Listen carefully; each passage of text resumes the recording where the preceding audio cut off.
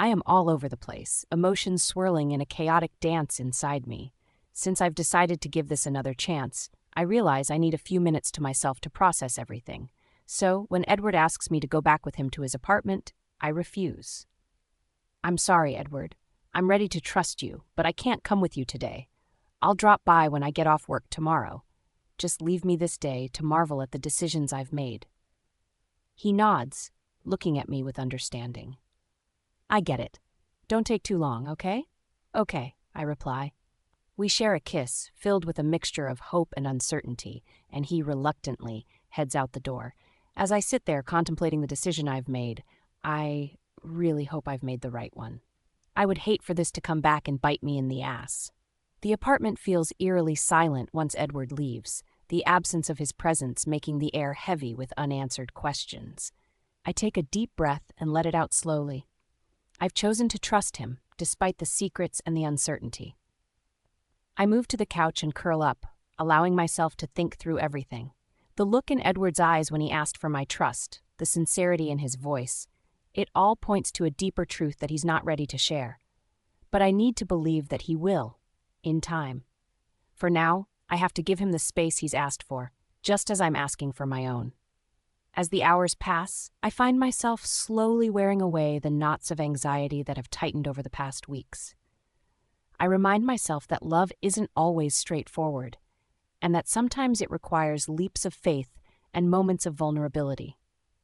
I think back on all the moments Edward and I have shared, the good and the bad, and it solidifies my resolve to see this through. When I wake up in the morning, I feel brighter and happier.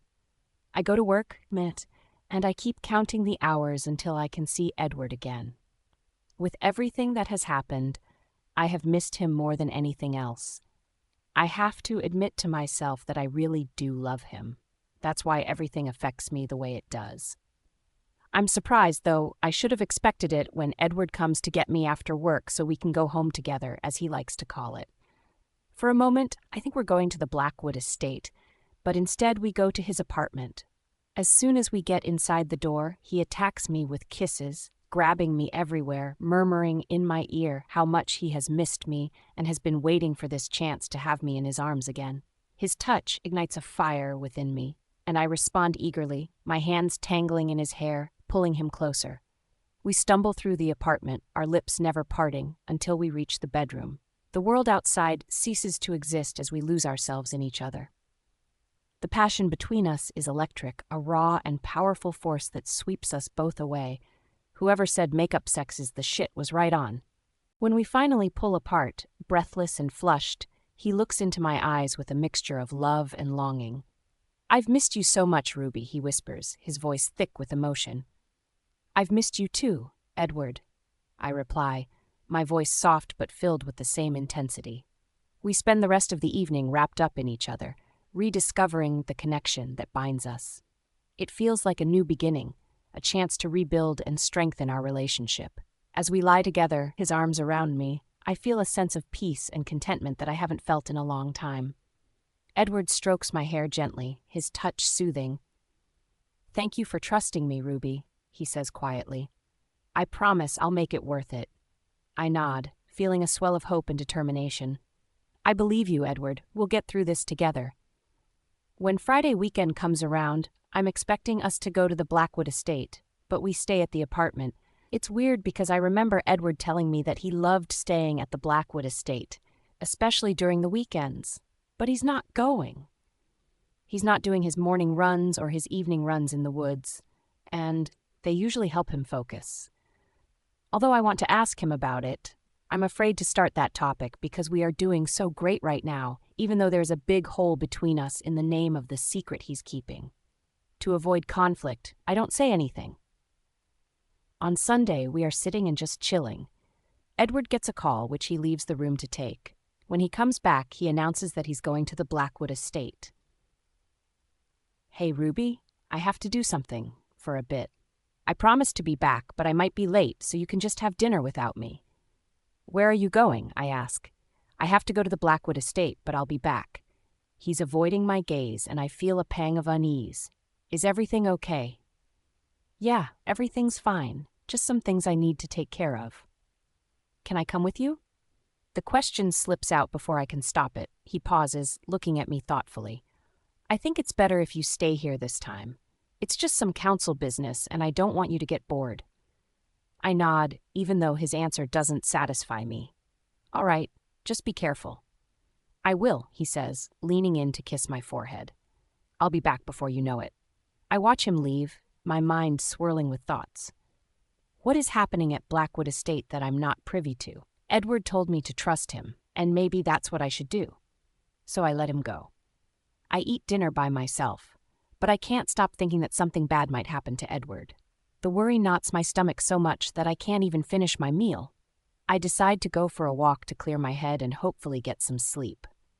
As I open the door, I'm surprised by the noise coming from the apartment next door. Edward had mentioned that it belonged to his family and that they used it whenever they were in town. There's loud music coming from inside, like there's a party going on. It's weird. Edward isn't here, so why would his family be throwing a party? Isn't he invited? Does he know about the party? Curiosity gets the better of me, and I linger in the hallway, trying to make sense of the situation. I hear laughter and the clinking of glasses, and for a moment, I consider knocking on the door. But what would I say? I decide against it and head out for my walk. As I stroll through the quiet streets, I can't shake the uneasy feeling. There's something going on that I don't understand, and it's frustrating. Edward had asked for my trust, but trust is hard to maintain when secrets are involved. When I get back, I find Alina standing in front of my door with a man beside her. I am so confused right now. Elena? I ask in surprise. You're Reina, right? She responds with a smirk. It's Ruby, I correct her, knowing she did that intentionally. Yes, Ruby. Hello, so we meet again. Yes, and you're still knocking on Edward's door again, I tell her, looking at her straight in the eyes, but she brushes it off. This is Emmanuel, she says, introducing the man beside her. I look at Emmanuel, and before she says it, I can already see the resemblance. He is Edward's brother. My brother-in-law, she adds. Oh, I reply, taken aback. I'm surprised. Really? Yes, she confirms. There's an awkward silence as we all stand there sizing each other up. Elena's smug demeanor is infuriating, and Emmanuel's presence adds another layer to the growing mystery surrounding Edward's family. What are you doing here? I ask, clearly surprised to see them, since Edward is not here. Nothing. Why would you think we'd want anything from you? Elena replies with a scoff. Because you're standing in front of my door, I point out. Your door? Please, this is Edward's apartment, she says, disdain evident in her voice. I know that, and I live here too. Not for long, Emmanuel interjects, causing Elena to roll her eyes. Slow down your neural, she mutters to him. Can I help you with anything? Because Edward is not here, I say, trying to steer the conversation back. Oh, we know, Elena picks up. We're having a party next door. You're invited if you want to come, Emmanuel says, his tone almost genuine. Yes, it would be amazing to have you there, Elena adds, her voice dripping with sarcasm. Thanks, Emmanuel. I know we haven't properly met. I hope I can properly get to know you, but I'm really not in the mood for a party tonight. I just want to go and lay down, I reply, trying to politely decline. As I try to get inside, Elena grabs my hand. I look at the place she's holding and then back at her with a look that asks, What? Be careful, Ruby. I don't think you can handle Edward, she warns. What does that mean? I ask her, feeling a mixture of confusion and annoyance. Well, if you ever find yourself in a pickle, you might hate me now, but I will help you, she says, her tone unexpectedly sincere. I don't know why you expect I would ever want anything from you, I tell her, looking at her daringly. She returns my gaze with a look I can't quite explain, but it makes me feel cornered. I shift my focus to Emmanuel, who avoids my gaze and looks like he just wants this conversation to be over with so he can get the hell out of there. Why would you think I would ever be in trouble? Trust me, Ruby, you are going to remember this conversation, and I'm a patient girl. I have been waiting for Edward my whole life. I can let him play around with his food a little longer before he gets what he really wants, she says. I pull my hand away and start to turn back towards my apartment. I think I have heard enough from you for today. She slips a piece of paper into my hand. When I look at it, I see it's a phone number. That's my phone number. I try to hand it back to her, but she stops me. Keep it. You might not need it, but you just might. With that, she takes Emmanuel's hand, and they head back to the apartment next door. As they open the door, loud music, flashing lights, and the noise of a lively party pour out. I stand there for a moment, feeling the weight of the paper in my hand. Elena's words replay in my mind, stirring up a mix of anxiety and anger. Why did she think I would need her help? What did she mean by Edward playing around with his food? The implications are unsettling. Closing my door, I lean against it, trying to calm the whirlwind of thoughts. I don't understand the dynamics at play here, and the more I think about it, the more confused I become. Edward's world is filled with secrets and shadows, and I'm struggling to navigate through them. I take the piece of paper and think about tossing it, but I don't. Maybe it's everything that has been happening with Edward, but I put it in my handbag, in my wallet. I know she's only trying to trick me and scare me. But when she offered, she said she would be there to help me. It looked sincere. I don't know what kind of mess I've gotten myself into, and I don't know if I should mention this to Edward. At first, I thought I was going to have a hard time falling asleep, but now it's even worse. Knowing Elena is out there and Edward is nowhere to be seen, I don't even know when I finally drift off. Morning comes, and I find Edward in the apartment, although I don't think he slept here. "Did you sleep here?" I ask. "No, I just came in this morning. I'm sorry, I wanted to come back yesterday, but it was already too late. It was better for me to sleep at the estate." "Is everything okay?" "Yes, everything is fine. I just went on a run. I haven't been on a run for a long time. I just wanted to clear my head." "You do love staying at the estate, don't you?" "Yes, I do," he answers with a genuine smile. "Why don't we just go back and stay there like we used to? I feel like." I pause, unsure if I should bring up Elena's visit. The unease in my stomach makes me want to push for answers, but the last thing I want is another fight. Edward looks at me with a mixture of affection and concern. "I know you love the estate too, Ruby. We will go back. I just need to sort a few things out first." I nod, not entirely satisfied, but willing to let it go for now. "Okay, just promise me you'll keep me in the loop." "I promise," he says, pulling me into a hug. "I just feel like I'm keeping you from something that you really love," I say, my voice tinged with concern. Edward looks at me, his eyes softening. "Listen to me, Ruby. I'm fine. I'm okay, okay? Everything is good. Let's just get ready and get to work, okay?" "Okay, but, did you know there was going to be a party here last night?" "A party?" he asks, eyebrows furrowing in confusion. "Yes, next door. I met your brother, Emmanuel." Edward stiffens, his posture suddenly rigid like a military judge. "What? Emmanuel was here?" "Yes, and so was Elena. She was the one who introduced us," I tell Edward, trying to read his reaction. "Elena was here?" He repeats, his voice raising slightly. "They were throwing a party?" "I thought you knew about it," I tell him slowly, dragging the words. I can see the anger building in Edward, his jaw clenched tightly. "Let me make a quick call," he says, his voice barely concealing his fury. "Is everything all right? I don't want to—" Maybe they didn't want to. But Edward has already stormed out of the room, his anger palpable. I sit down, feeling a knot of anxiety tighten in my stomach. What the hell is going on?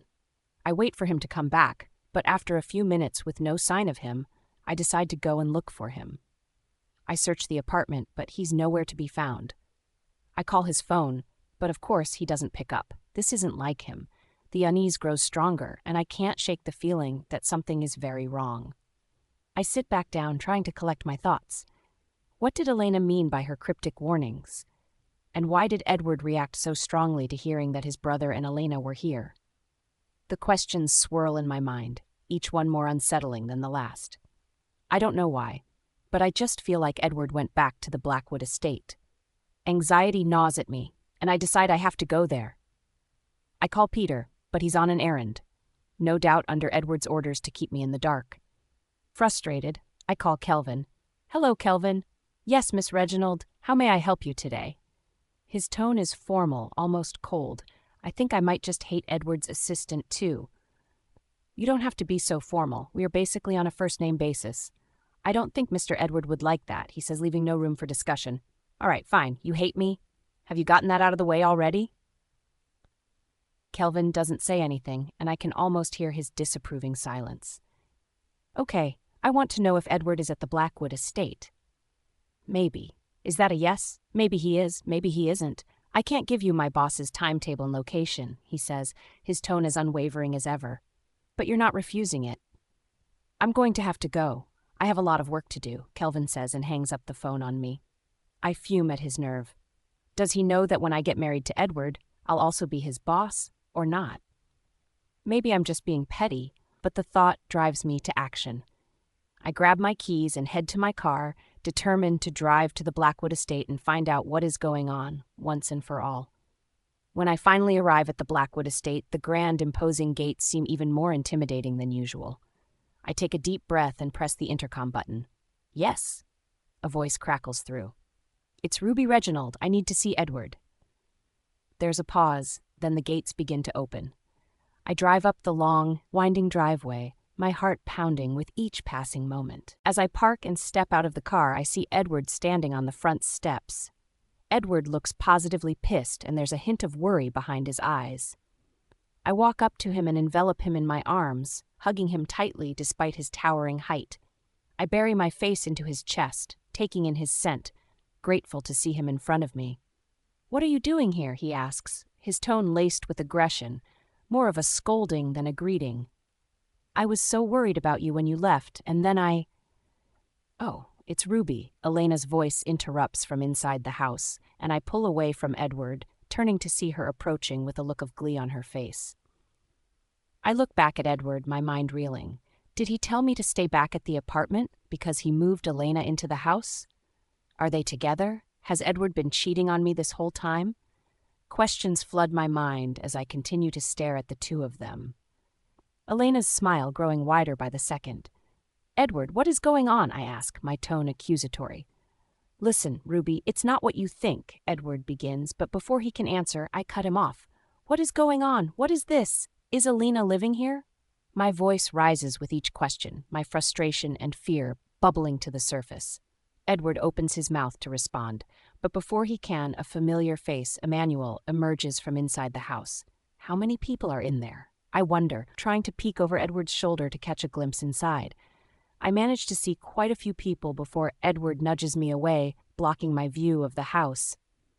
"What's going on, Edward? What's going on here?" I demand, my voice tinged with anxiety. "Oh, Ruby," Emmanuel says as he approaches, but before he can get close, Edward halts him with a hand and growls, "Stay away from my mate." Emmanuel raises his hands in surrender, saying, "I wasn't going to do anything. I was just going to say hi. We met the other night. Elena introduced us," he explains. "I am Edward's brother Emmanuel. We met the other night." "Stepbrother," Edward corrects him sharply. "There's still a brother in there," Emmanuel says with a smile. "Go back inside," Edward growls, his tone commanding. Emmanuel looks like he's going to refuse, but then Edward growls in a tone I've never heard before and says, "Get inside, all of you." There's a fire in his eyes as Emmanuel and Edward stare each other down, and I can sense the tension between them escalating. It looks like Emmanuel doesn't like taking orders. Elena then comes and takes Emmanuel's hand. "Come on, let's go inside," she says, giving Edward perplexed looks. As they leave, Emmanuel shouts towards me, "What do you even see in him?" And Elena answers him loud enough for us to hear, "It's the alpha in him." Then she looks back straight at me and winks. I really wish I didn't have to fight for Edward's love and attention. Elena doesn't look like she's about to back down anytime soon. I look back to Edward and find him still fisting his fist. "Edward, is everything all right?" "Yes, everything is all right. And I would really appreciate it if I would tell you something and you would do it, just like I instructed you to do it. You didn't tell me not to come here. You just told me that we should stay in the city. You never told me not to come here, to your home. I didn't know that I was forbidden to come here. I didn't want you here. That's why I came without you. What is so hard for you to understand?" "Well, if that was the case, you should have told me. What's this about, really?" I ask him, looking at him pointedly in the eyes. "This is not the place or the time." "When is the good place and when is the good time?" I demand. "Look, Ruby, I'm in the middle of something right now. What I need you to do is get in your car and leave, okay?" "Felix." he finally shouts. I wonder what he's talking about when a ripped man with an angry look and an ugly scar on his face shows up out of nowhere. Please escort Miss Reginald out of the Blackwood Estate's limits, he tells the man, who nods and looks down in respect. Edward, are you kicking me out of your house? I'm not kicking you out. He's just going to place security and make sure you get out of here unharmed. You put yourself in a lot of risk coming here. What do you mean? What risk? I ask, bewildered.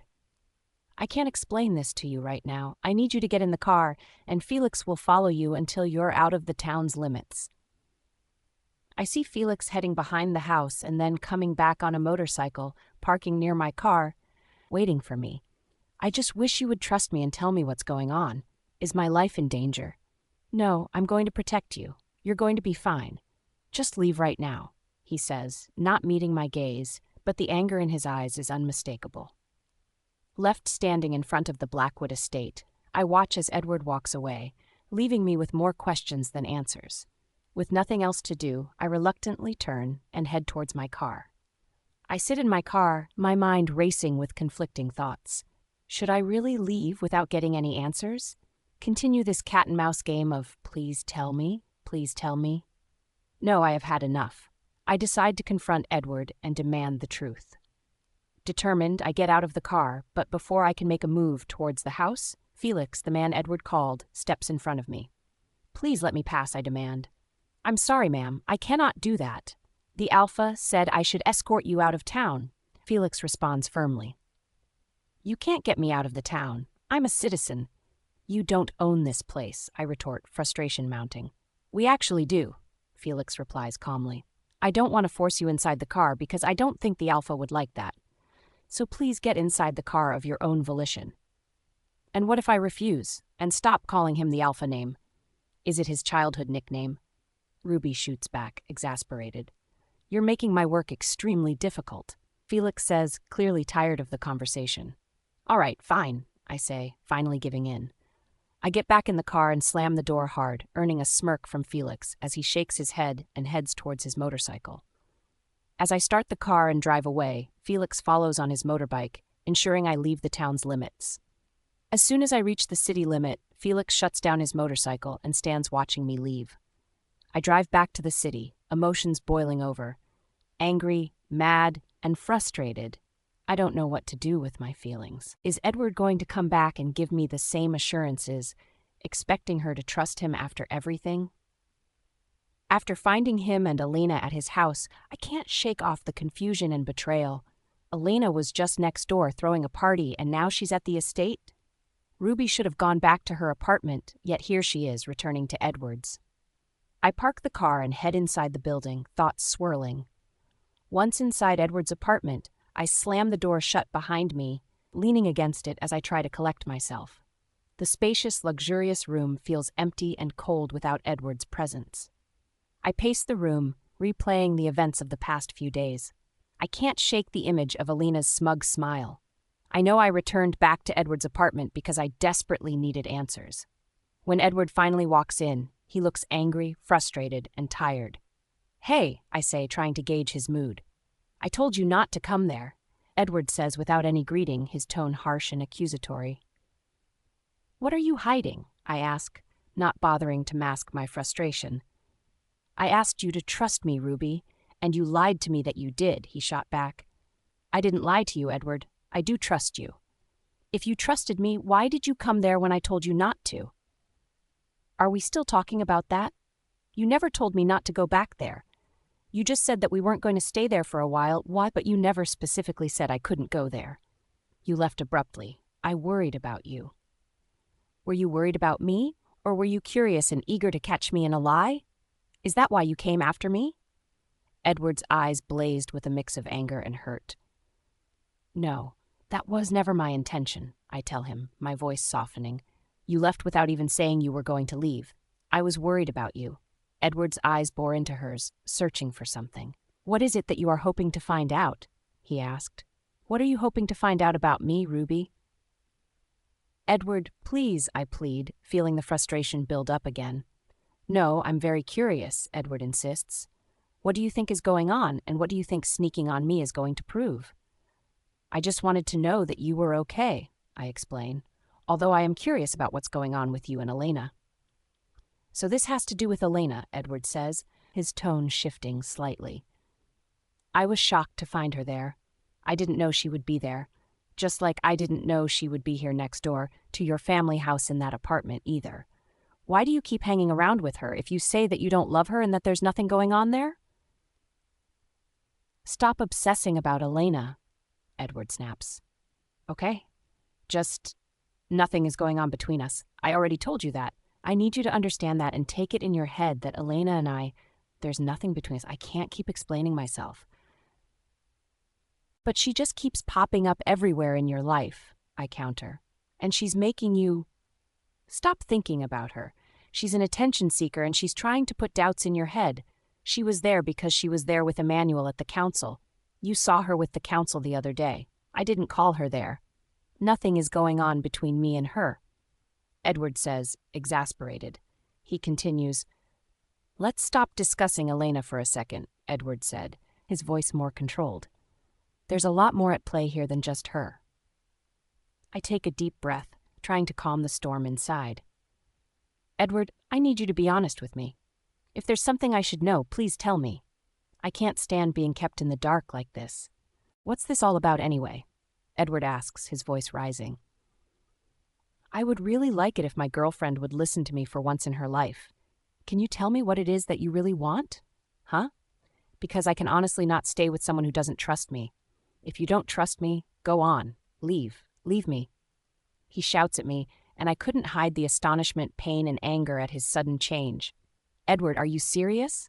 I am damn serious, he says, his tone unyielding. If you don't trust me, Ruby, leave. I can't stay in a relationship with a person I have to keep explaining myself to every single time. If you had trusted me, whatever Elena would have said to you, whatever Elena would have done to you, you wouldn't have listened to her. But it's because you don't trust me that every single thing that happens makes you create scenarios in your head. I can't stay with someone who doesn't trust me, someone who's not confident enough in the love that we have for each other. It's either you're in, you trust me, or you're out, and you don't trust me and you can just leave, Edward finishes. And then he leaves me standing there and heads towards the bedroom and slams the door so loudly that the sound makes me wince. I stand there, rooted to the spot, my mind racing with confusion and hurt. For a moment, I contemplate leaving, just as he had suggested. The door was right there, and I could walk out of it, away from the pain and the uncertainty, but something inside me resists. I love Edward, and I believe deep down that he loves me too. I can't just walk away without a fight. Taking a deep breath, I approached the bedroom door. I knocked softly, my heart pounding. Edward, please, can we talk? There is a long silence before Edward finally responded. What is there to talk about, Ruby? You don't trust me. I do trust you, I insist, my voice breaking. I'm just scared. I don't understand what's going on, and it's making me feel like I'm losing you. Please, just talk to me. The door opens slightly and Edward's face appears, his expression a mix of anger and exhaustion. Ruby, I can't keep doing this. I need you to trust me without question. Can you do that? Yes, Edward, I trust you. I promise I will never question you again. Do you need some time to think about that like you did all the other times, or are you serious right now? He demands.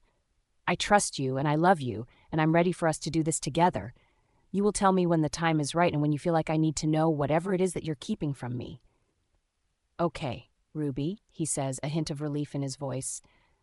I need a few minutes to myself, okay? So, could you, I don't know, just give me a few minutes. And he says, clearly worn out. I hate to be the cause of his torment right now. Okay, I'll go back to my apartment, I say, and he nods. I'll text you when I get there, okay? Fine, and then he closes the door in my face. I'm the one who's supposed to be mad. He kicked me out of the Blackwood estate, and now he's kicking me out of his apartment, just when I've decided to go on this journey blindly with him. But I don't want to have another fight, and I'm tired already as it is, so I take my handbag and leave, heading back to my place. I can't stop thinking about Edward. I drive back in a daze, the city blurring as I navigate through the streets. I reach my apartment feeling more exhausted and emotionally drained than ever. I keep thinking about Edward. I have promised to trust him and never question him again, and I promise to keep it. I guess that's the sacrifice I'm going to have to make for the love I have for him. I just hope I don't regret my decision. I decide to send him a text message to tell him I have arrived home safely. I don't expect him to text me back, but he surprises me when he calls instead. I answer the call. Edward? Ruby, I'm sorry about today. I'm just mad about things not going the way I wanted them to. I'm used to things going the way I want them to, but if you're really serious about what you told me before you left, I would love to take you to dinner. Tomorrow? No, tonight. Just get ready, and then I'm coming by your apartment and taking you on a date. Okay, I would love that. Thank you for being so understanding. I love you, Ruby. Always believe that and never doubt that. I love you too, Edward. I answer, giving him kisses before I hang up the phone and jump up in excitement. I rush to my closet, picking out a dress that I know Edward loves. I want tonight to be perfect. After everything we've been through, a night out together might just be what we need. I finish getting dressed, apply a touch of makeup, and give myself a final once-over in the mirror. Just as I'm finishing, I hear a knock on the door. My heart skips a beat as I rush to open it. There stands Edward, looking as handsome as ever, with a bouquet of my favorite flowers in his hand. Wow, you look stunning, he says, handing me the flowers. Edward and I walk hand in hand to his car, the tension from earlier starting to dissipate with each step. He opens the door for me and I slide into the passenger seat, feeling a mix of excitement and nervousness. He gets in and Peter starts the car. I made reservations at a place I think you'll love, he says, glancing over at me and taking my hand with a smile. Sounds perfect, I reply, trying to match his enthusiasm. The drive is quiet but comfortable, the city lights flashing by as we make our way to the restaurant. I can't help but steal glances at Edward, wondering what thoughts are running through his mind. He seems more relaxed now, his earlier frustration replaced by a calm determination. We arrive at a quaint, intimate restaurant nestled in a quiet part of town. When Peter parks the car, Edward opens my door for me. The gesture, though small, makes me feel cherished. We walk inside and I'm immediately struck by the cozy ambience, soft lighting, elegant decor, and the faint sound of classical music playing in the background. The host greets Edward warmly, leading us to a secluded table near a window. Once we're seated, I take a moment to admire the view, a serene and romantic atmosphere. Do you like it? Edward asks, his eyes searching mine for approval. It's beautiful, I say sincerely. Thank you for bringing me here. He reaches across the table and takes my hand, his touch reassuring. I wanted tonight to be special. We've been through a lot lately, and I think we both need this. I nod, squeezing his hand gently. We do? The waiter arrives to take our orders, and we settle into a comfortable rhythm, talking about everything and nothing. It's easy to forget the turmoil of the past few days when we're like this. Just the two of us. How I wish every day was like this. So far, it's been a nice, lovely night, and when we go back to the apartment, we can't keep our hands off each other. A fire burns between us.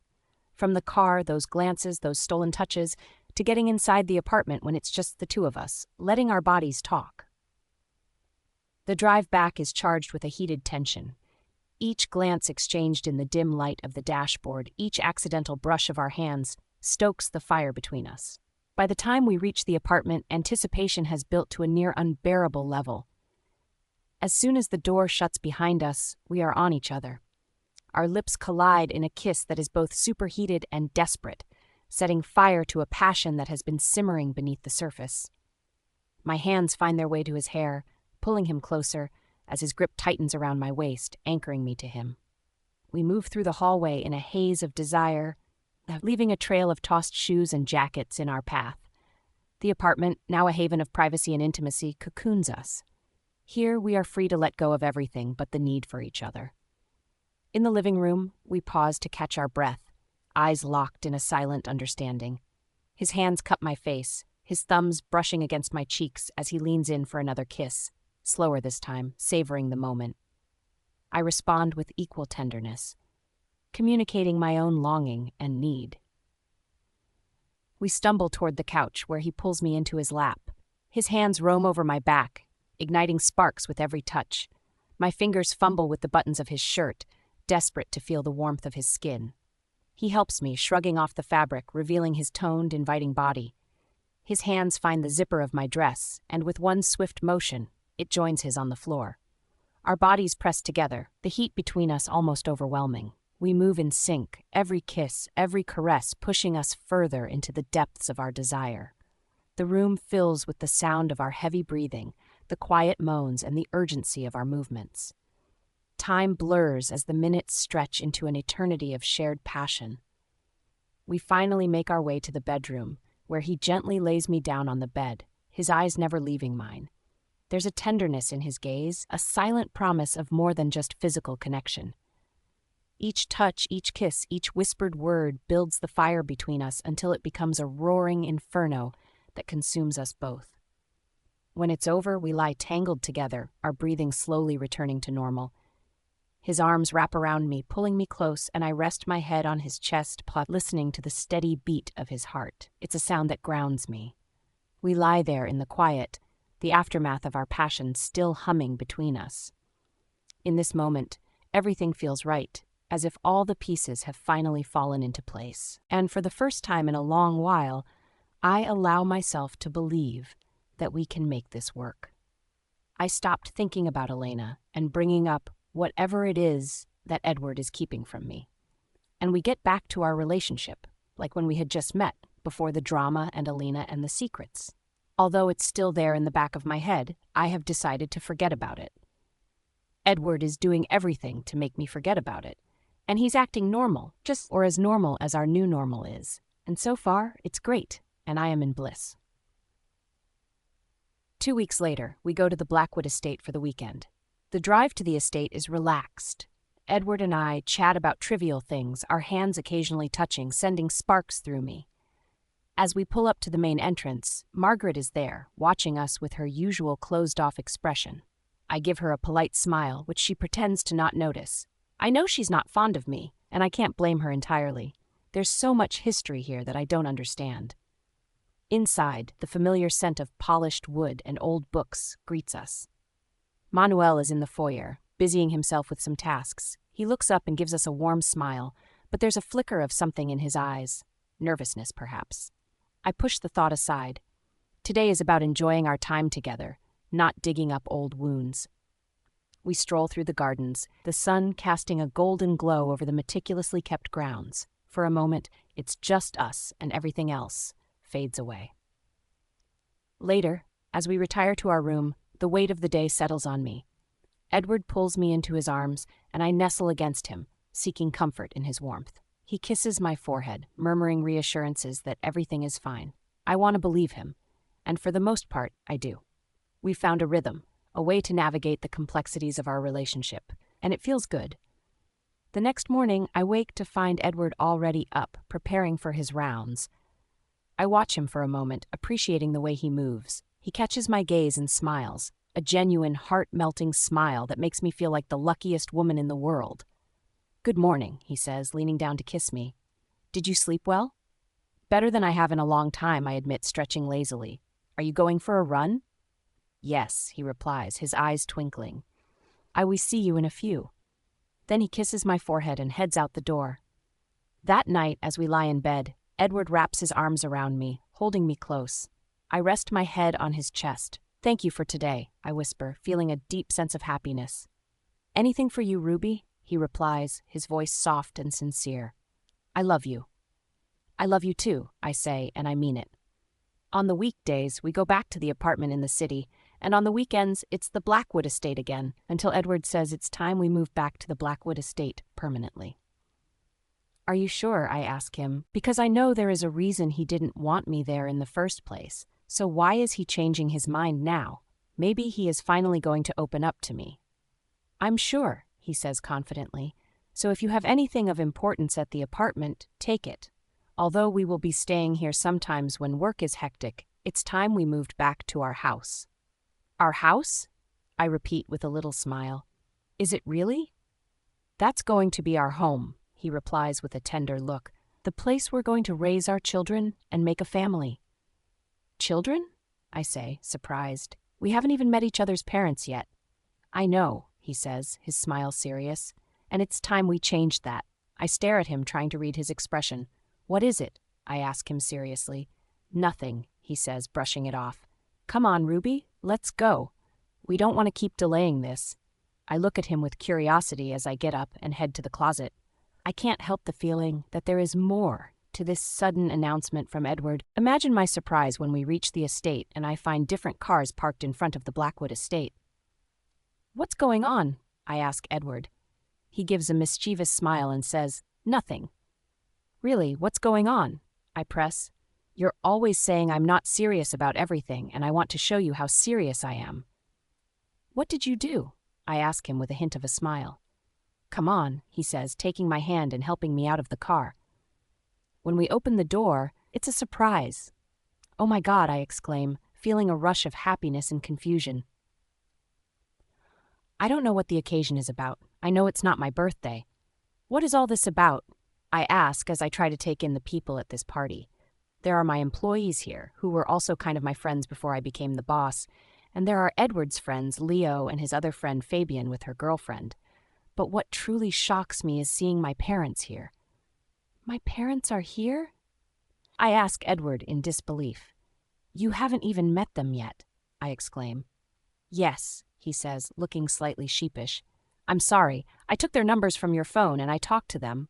I explained myself and they wanted to be a part of what I'm about to do. A part of what you're about to do? I start to ask, but before I can finish my sentence, Edward is on the ground on one knee. He takes something from his pocket. When he opens the little box, it's a huge diamond ring. Ruby, he begins, his voice steady. You have brought so much joy and light into my life. You've stood by me through everything, and I can't imagine my life without you. Will you marry me? Tears well up in my eyes as I look at him, at the ring, at the people around us who have come to share this moment. Yes, I whisper, my voice trembling. Yes, Edward, I will marry you.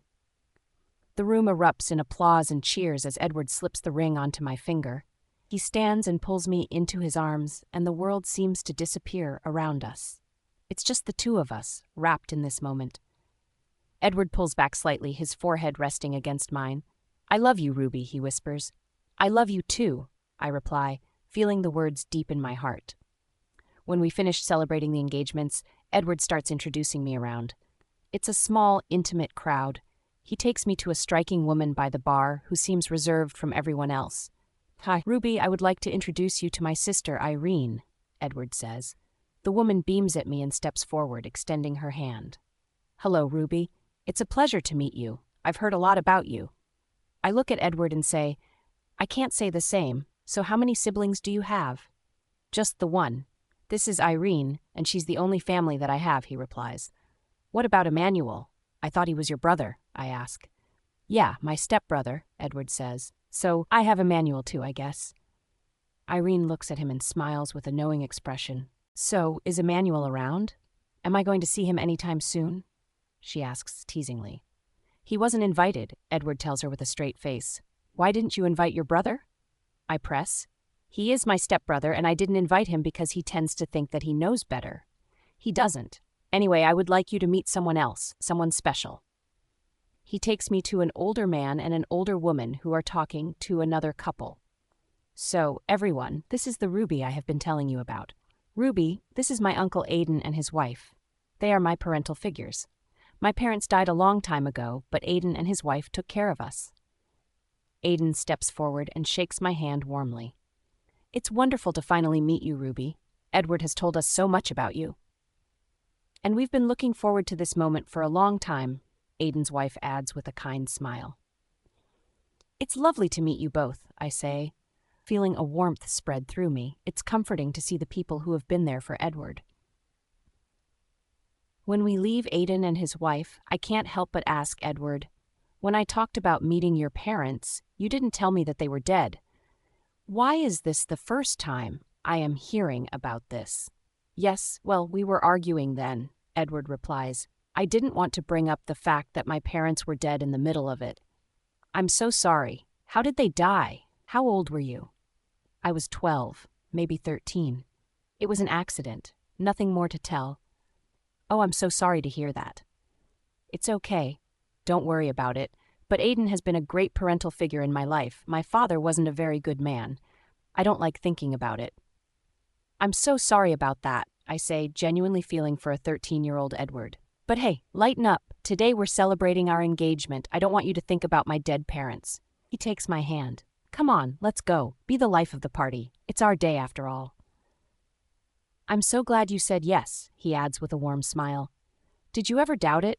I think you were already sure. That's why you invited all these people. If you weren't sure, why would you invite all these people to witness you getting rejected? Yeah, you're right about that, he says, kissing me. When I introduce Edward to my parents, they immediately click and start talking like they've known each other for years. It warms my heart to see them getting along so well. This isn't just introducing my boyfriend, this is introducing him as my fiancé, for the first time ever. As they exchange pleasantries, Edward asks my parents about their flight and chat about the phone calls they had leading up to this day. They gush over my engagement ring, admiring its sparkle and significance. It's a surreal moment, seeing my past and present come together so harmoniously. Edward looks genuinely pleased as he engages with my parents, sharing stories and laughter. I can't help but smile as I watch him charm them effortlessly, his genuine interest in their lives shining through. Throughout the evening, we share a meal filled with laughter and fond memories. My parents ask about our plans and our dreams for the future, and Edward answers with confidence and sincerity that reassures me.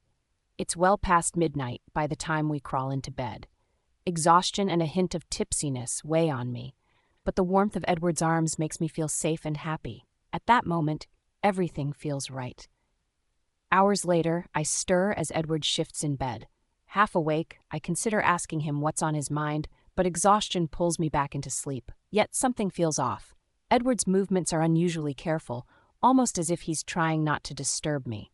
I shrug it off and drift back into sleep. It's the urge to pee that finally rouses me fully. Rubbing the sleep from my eyes, I stumble to the bathroom and return to the bedroom in the dim glow of the moonlight filtering through the window.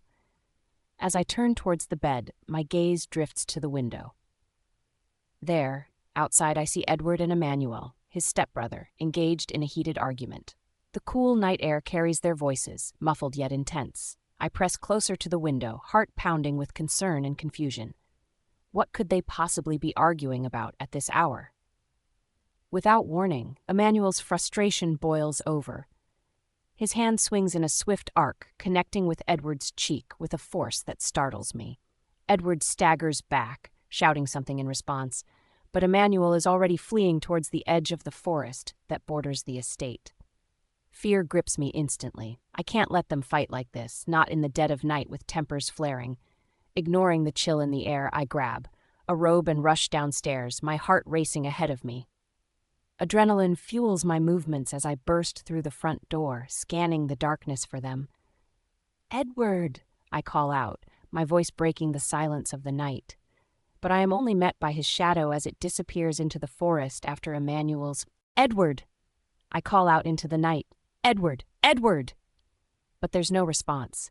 Panic claws at me as I start running to the edge of the estate that leads to the forest. It's a long way. I don't know how Edward does it every time. When I reach the forest edge, I stand there, my breath visible in the cool night air, and call out again, "Edward! Edward!" The silence is deafening, filled with the distant sounds of nocturnal creatures. I contemplate my next move, fear gripping my heart.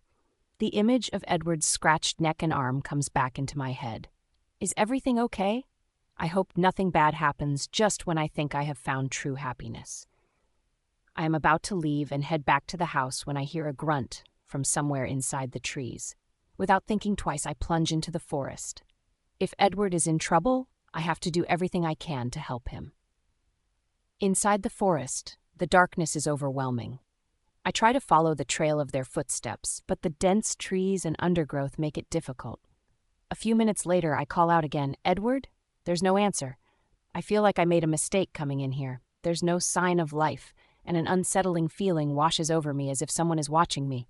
The forest seems to close in around me, every rustle and snap of a twig making my heart race. "Edward?" I shout again, desperation creeping into my voice. Still no response. I push forward, stumbling over roots and dodging low-hanging branches driven by the need to find him. Finally, I hear a sound, a faint rustling, like someone moving through the underbrush. I follow it, my breath coming in ragged gasps. "Edward," I call out, my voice trembling. I come onto a clear path, but there is nobody in sight. I look left and right, hearing a breath behind me. I don't know if it's an animal or a person, and I'm afraid to turn around. I stay still, close my eyes, and pray. I count to 10, and when I open my eyes, there is someone breathing on my neck. I immediately turn around to face something in front of me with yellow, angry eyes. As it opens its mouth, I see sharp teeth shining in the darkness, and there is no holding back the scream that's been lodged in my throat. I scream out in terror. The figure seems to be delighted as I scream, still staring into its eyes. It hunches down, revealing its full size. It's too big to be a dog, and too small to be a bear. Is it a wolf? But it's too small to be a wolf. What is this? I start pleading, "Please don't hurt me, please don't hurt me, please don't hurt me," softly hoping that I can communicate with the animal in this dark place, in this forest. I never should have come here. It starts circling me as tears form in my eyes. I realize that I'm going to die tonight. The creature's movements are slow and calculated, almost as if it's toying with me. My heart pounds in my chest and my breath comes in shallow, panicked gasps. "Please don't hurt me. Please don't hurt me." I repeat, my voice barely audible, trembling with fear. I feel a cold sweat break out on my forehead, and my legs threaten to give way beneath me. Suddenly, a rustling sound comes from the bushes nearby. The creature's head snaps in that direction, and for a moment I see a glimmer of uncertainty in its eyes. Taking advantage of its distraction, I muster every ounce of courage and scream, "Edward!" The creature growls a low and menacing sound that sends shivers down my spine. But then, from the direction of the rustling, Edward bursts through the underbrush. He looks disheveled and frantic but determined. "Ruby!" he shouts, and the creature turns its attention to him. "Stay back!" Edward yells. "Get away from my mate!" Edward shouts, standing to his full height. There is a spark of confidence in his eyes, his body, and his demeanor are all different in this kind of situation. But I am running through panic and scary feelings right now. My body is releasing different kinds of chemicals running through my head and brain. I am probably seeing things differently. I want to ask him what he thinks he is doing, but I am in a state of panic. The animal growls, and Edward growls back, his voice even harder and stronger than the creature's. I am too stuck on the ground as Edward says to the creature, "Get away from here. I will deal with you later." Then he starts heading towards me. The creature looks like it is about to retreat, and right before it does, it looks down at me, and I can see what it is about to do before it does. It raises a paw with its sharp claws, and I am about to scream when all of a sudden Edward is rushing towards the animal, taking it to the ground, both of them falling as Edward tackles it. The struggle between Edward and the creature is intense, their bodies a blur of motion in the dim light of the forest. I am frozen, unable to move, my mind reeling from the horror unfolding before me. Edward's growls are feral, almost animalistic, as he wrestles with the beast, his strength and determination overpowering any fear he might have. I try to shake myself out of my stupor, my hands trembling as I clutch the robe tighter around me. I can't just stand here. I need to do something. But what? My eyes dart around, searching for anything that could be of use, a weapon, a stick, anything. Edward manages to pin the creature down momentarily, his face contorted with effort. "Run, Ruby. Get out of here," he shouts, his voice strained. I hesitate, my legs feeling like they are made of lead. "No, I can't leave you." I scream back, tears streaming down my face. The thought of leaving him alone to face this monstrosity is unbearable. The creature snarls, writhing under Edward's grip, and with a burst of strength, it throws him off. Edward hits the ground hard, but scrambles to his feet almost instantly, a wild determination in his eyes. The creature lunges at him again, but Edward sidesteps, landing a punch to its side. The impact sends a shudder through the beast, but it barely flinches, its focus now solely on Edward. I can see the toll the fight is taking on Edward. Desperation fuels my actions as I scan the ground, finally spotting a thick branch. I snatch it up, my fingers white-knuckled around the rough wood. "Hey," I yell, stepping forward and brandishing the branch. Over here. The creature's head snaps towards me, its eyes narrowing. For a moment it seems torn between its desire to attack Edward and this new threat I pose. That moment of hesitation is all Edward needs. With a feral roar, he charges, slamming into the creature with all his might. The beast stumbles, caught off guard. I think we are going to get out of this alive when the creature suddenly claws on Edward's arm, causing him to flinch and lose his grip. The creature then looks back towards me and starts running in my direction. It seems like my eyes are playing a trick on me because I see Edward beginning to change from a human into something I can't make out. But I can't spend a lot of time looking at him because the creature is right there before me now, and I can feel its breath on me. Just then, another beast comes and attacks it, taking it away from me as the two beasts start engaging in a fierce battle. The second creature is much bigger and in no time has the beast that attacked me on the ground, almost lifeless. Then the new creature comes back and looks at me. This one has menacing eyes and is even more scary. I have gotten away from the first beast and now find myself entangled with another one. I start looking for Edward, but I can't find him. Did this second beast kill Edward? Is that what my mind was showing me? Was I witnessing Edward's last moments instead of thinking he was changing into something else? The new creature advances towards me, and I take a step back, my heart pounding in my chest. Just as I am about to turn and run, the creature stops, its red eyes softening for a brief moment. It tilts its head as if trying to communicate something to me. My fear is momentarily replaced by confusion. What is happening? I'm standing there trembling, looking at it. It's like it's trying to figure out something, or it's trying to get me to understand something. I keep looking sideways, searching for Edward, and my eyes get a glimpse of his discarded clothes. Tears start falling from my eyes. Edward is dead. This beast probably took care of him, and I'm next. I'm going to die, and even though I know that's what's about to happen, I just find myself saying, "Please don't kill me." And right before my eyes, the beast starts shaking its head as it starts changing its form. I can feel it. The fur recedes, the claws shrink, and its hulking frame begins to deform and twist. My breath catches in my throat as the transformation unfolds, almost too surreal to believe.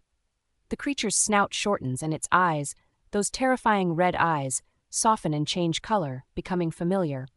Before long, standing in front of me, panting and clearly in pain, is Edward. His face is a mixture of relief and sorrow, and he looks at me with an intensity that makes my heart ache. "Edward?" I whisper, my voice barely audible over the sound of my own heartbeat. He nods, taking a step toward me, his body still trembling from the transformation. "Ruby," he says, his voice weak but unmistakably his. I can't believe this. I can't believe what I'm seeing in front of my eyes. Did Edward just change from a beast into a man? What's going on? What are you? I ask him, taking a step back, pure terror taking over my body. What just happened? Please tell me that I'm in a dream. Please tell me that what I saw happening didn't happen, I say, breathing hard as I keep taking steps back from him. As he sees me continue panicking, he stops and starts talking to me like he's talking to a little child, trying to get me to calm down. "Calm down, Ruby. Just breathe. Breathe through your nose. Breathe through your mouth. There we go. In, out. Everything is okay." "Nothing is okay. Oh my God, what's going on?" I exclaim. "Ruby, just calm down," he says again, starting to take a step towards me.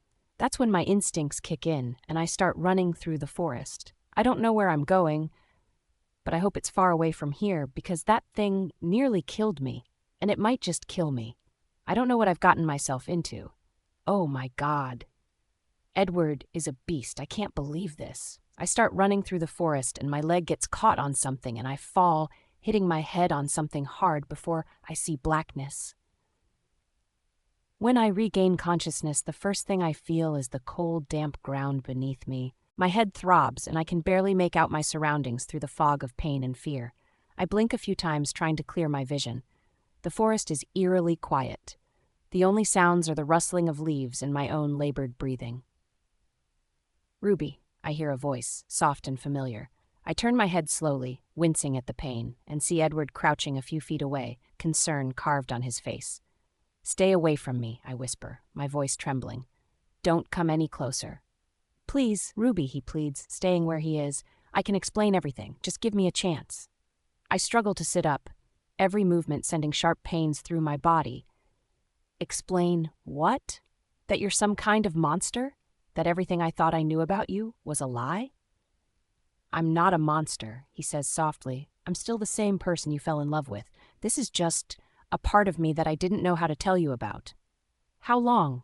I ask, my voice barely more than a whisper. How long have you been hiding this from me? My whole life, he admits. It's something I was born with, something I have to live with. I shake my head, trying to process everything. Why didn't you tell me? I was afraid, he says, his eyes filled with regret, afraid you'd see me as a monster, afraid you'd leave me. What are you? I ask him, looking at him with fear in my eyes. I'm so scared right now. I'm a werewolf, he replies, his voice steady but filled with sorrow. Those aren't real. That's stuff we read in stories and movies. They're not real, I insist, shaking my head in disbelief.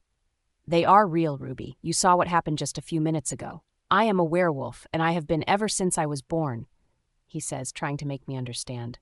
This is a lot for me to take in. I can't do this, Edward. Is your name even Edward? Are you real? How old are you? Are you like 120? Who is the man I fell in love with? I bombard him with questions, my mind racing. I'm still the man you fell in love with, Ruby. Nothing has changed, he says softly, taking a step towards me. Yes, it has. I cut him off before he can finish his sentence. This changes everything. Ruby, please, he pleads, desperation in his voice. I didn't choose this. It's just a part of who I am. I don't know if I can do this, Edward, I say with tears streaming down my face. I just don't. Listen, Ruby, you're hurt. Let me help you. No, don't come close to me. Don't come closer. Don't you dare touch me, I shout, backing away from him. I'm going to get out on my own. Ruby, you can't get out of here without my help, he says, his voice urgent. You're running into the bayou instead of the house. It's a good thing I found you first. It's dangerous out here. I haven't claimed you yet, and someone might hurt you. Please let me help you back to the house. What do you mean? Are there more of you?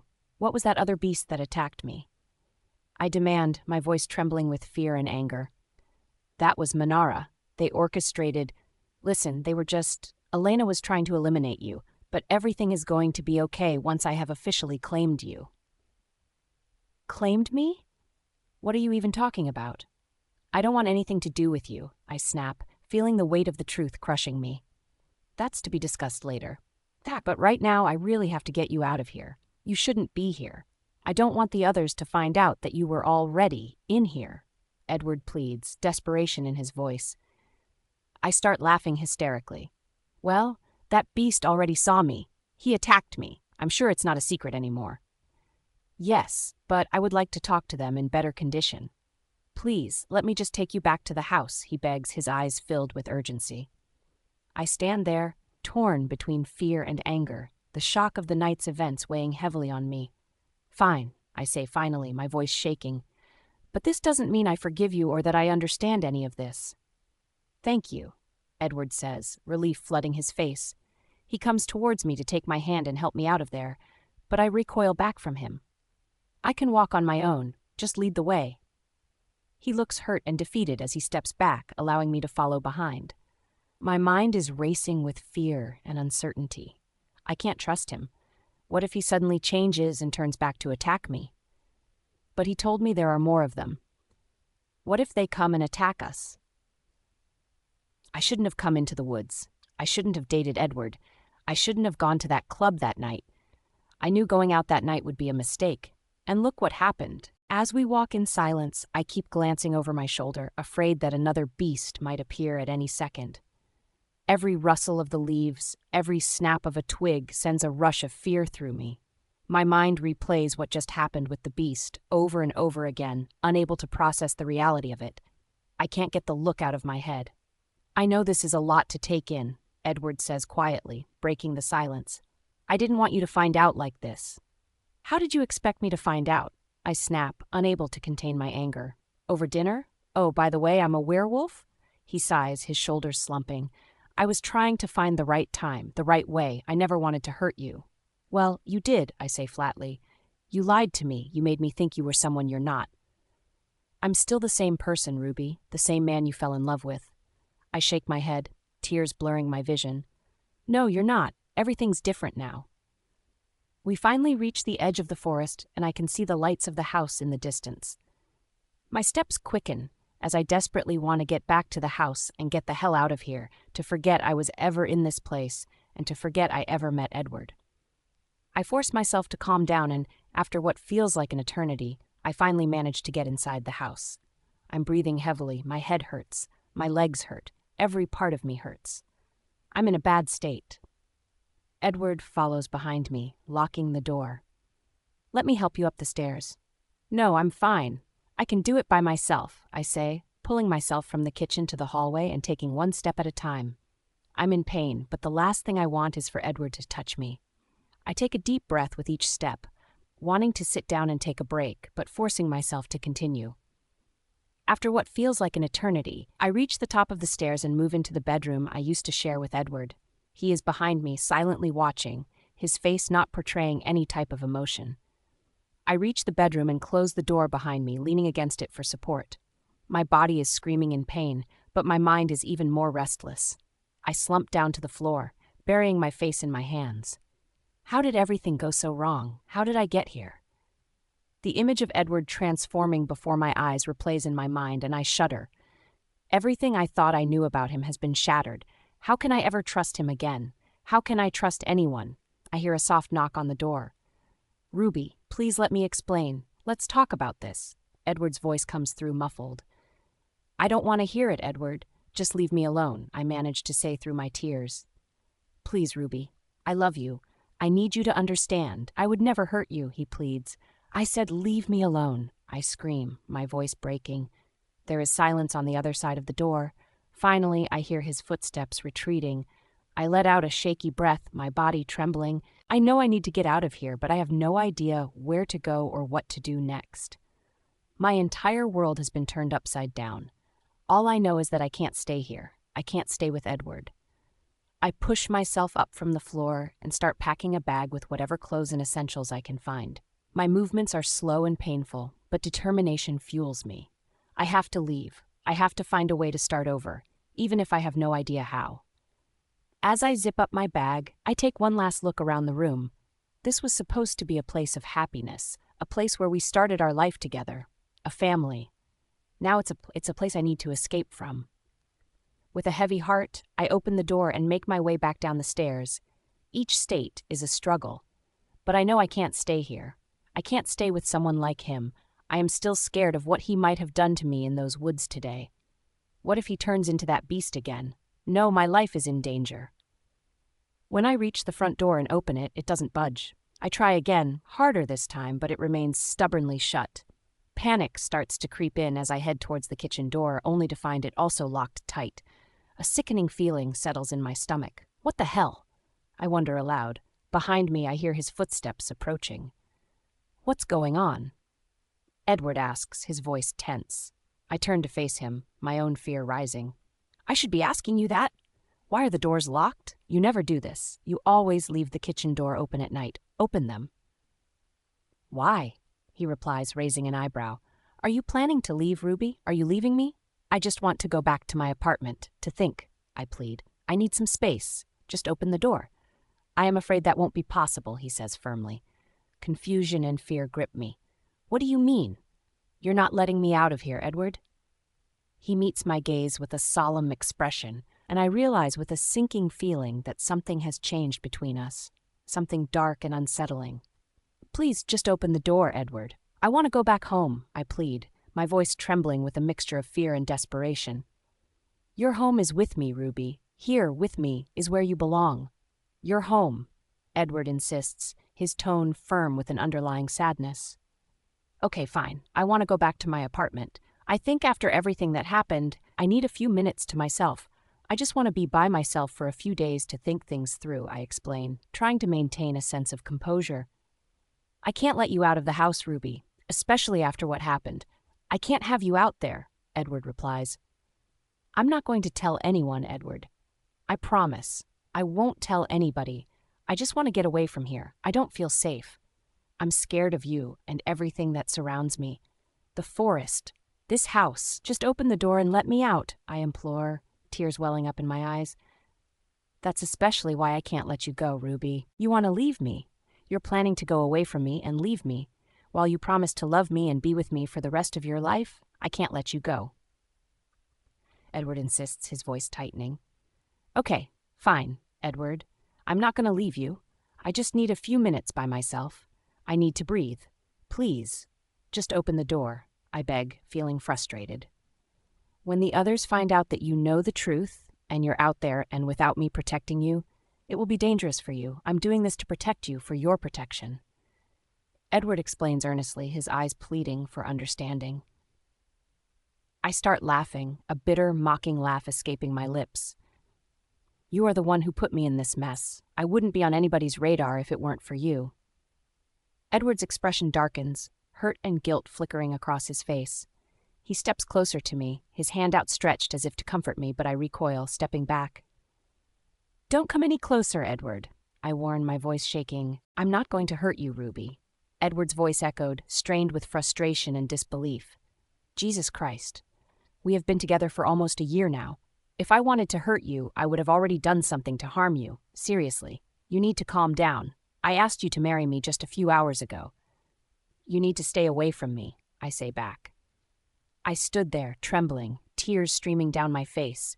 Edward took a few steps back, his eyes pleading with me. Okay, fine, he sighed, his tone heavy with resignation. But you are not leaving this house, so it's time you get used to that situation so we can move on from here. There's no moving on from here, I retorted, my voice quivering with fear and anger. I want to leave. What if you were going to hurt me one day? I would never hurt you. Never, Edward's voice softened, pleading. What if you turn into that beast again? I answer, unconvinced. Whatever happens, trust me, Ruby, I would never hurt you. You bring out the good part inside me. I don't want to hear this, I choked out, pushing past him, desperate to get away, and sprinted towards the stairs. With trembling hands, I locked every door leading to our bedroom, sealing myself inside. Collapsing onto the bed, I buried my face in the pillows and sobbed uncontrollably, the weight of confusion and fear crashing down upon me. I don't know how long I've been asleep, but there's a persistent knock on the door. I reach for my phone to check the time. It's already a new day. Reluctantly, I crawl out of bed and shuffle towards the door. Leaning against it, I call out, Edward, please leave me alone. I don't want to talk to you. I don't want to see you. It's Margaret, a voice on the other side responds softly. Margaret has never willingly engaged with me before, always seeming to avoid interaction. Margaret, what do you want? I ask, trying to sound composed despite my confusion. I'm sorry, Miss Reginald, but I have your breakfast here. Edward brought it, but he couldn't get it to you, so he asked me to bring it over. Do you think I'm going to accept anything from you people? Are you just like Edward? My voice trembles with a mix of anger and fear. What do you mean? Margaret's voice sounds genuinely surprised. I scoff heavily. You think you can manipulate me? You can't. I want you to let me out, Margaret. There's a brief pause, and I hear Margaret sigh, stepping away from the door. It seems I didn't need much persuasion to get her to leave. I know she dislikes me, and now I understand why. Coming to think of it, everyone around Edward is probably a werewolf. How did I get myself mixed up with this man? When he insists he won't hurt me, I see sincerity in his eyes. But memories of the beast he became, that terrifying fight and the near-death experience haunt me. Instinct screams danger. I question everything. His feelings, mine. Can I trust him? Afternoon fades into evening and hunger gnaws at my stomach. I haven't eaten all day, and it's taking a toll on me. There was water on the bedside table, but I already drank it all. I've kept myself locked in this bedroom, but reality sinks in. I can't stay here forever. With a deep breath, I open the bedroom door cautiously. The house is quiet and eerie. Downstairs, I hear faint murmurs, Edward perhaps, or another. I tiptoe down, tense with every step, unsure what I'll find. In the kitchen, a tray sits on the counter, food untouched. Edward's gesture, Margaret's delivery. Do I dare eat it? My hunger decides for me, and I cautiously nibble, every sense on edge. As I eat, thoughts whirl. Escape, safety. But where would I go? The world outside feels as perilous as within. Edward's words echo, protection, danger. Can I trust him to keep me safe? or am I deluding myself? I retreat to the bedroom with a bunch of water bottles and snacks, locking the door behind me.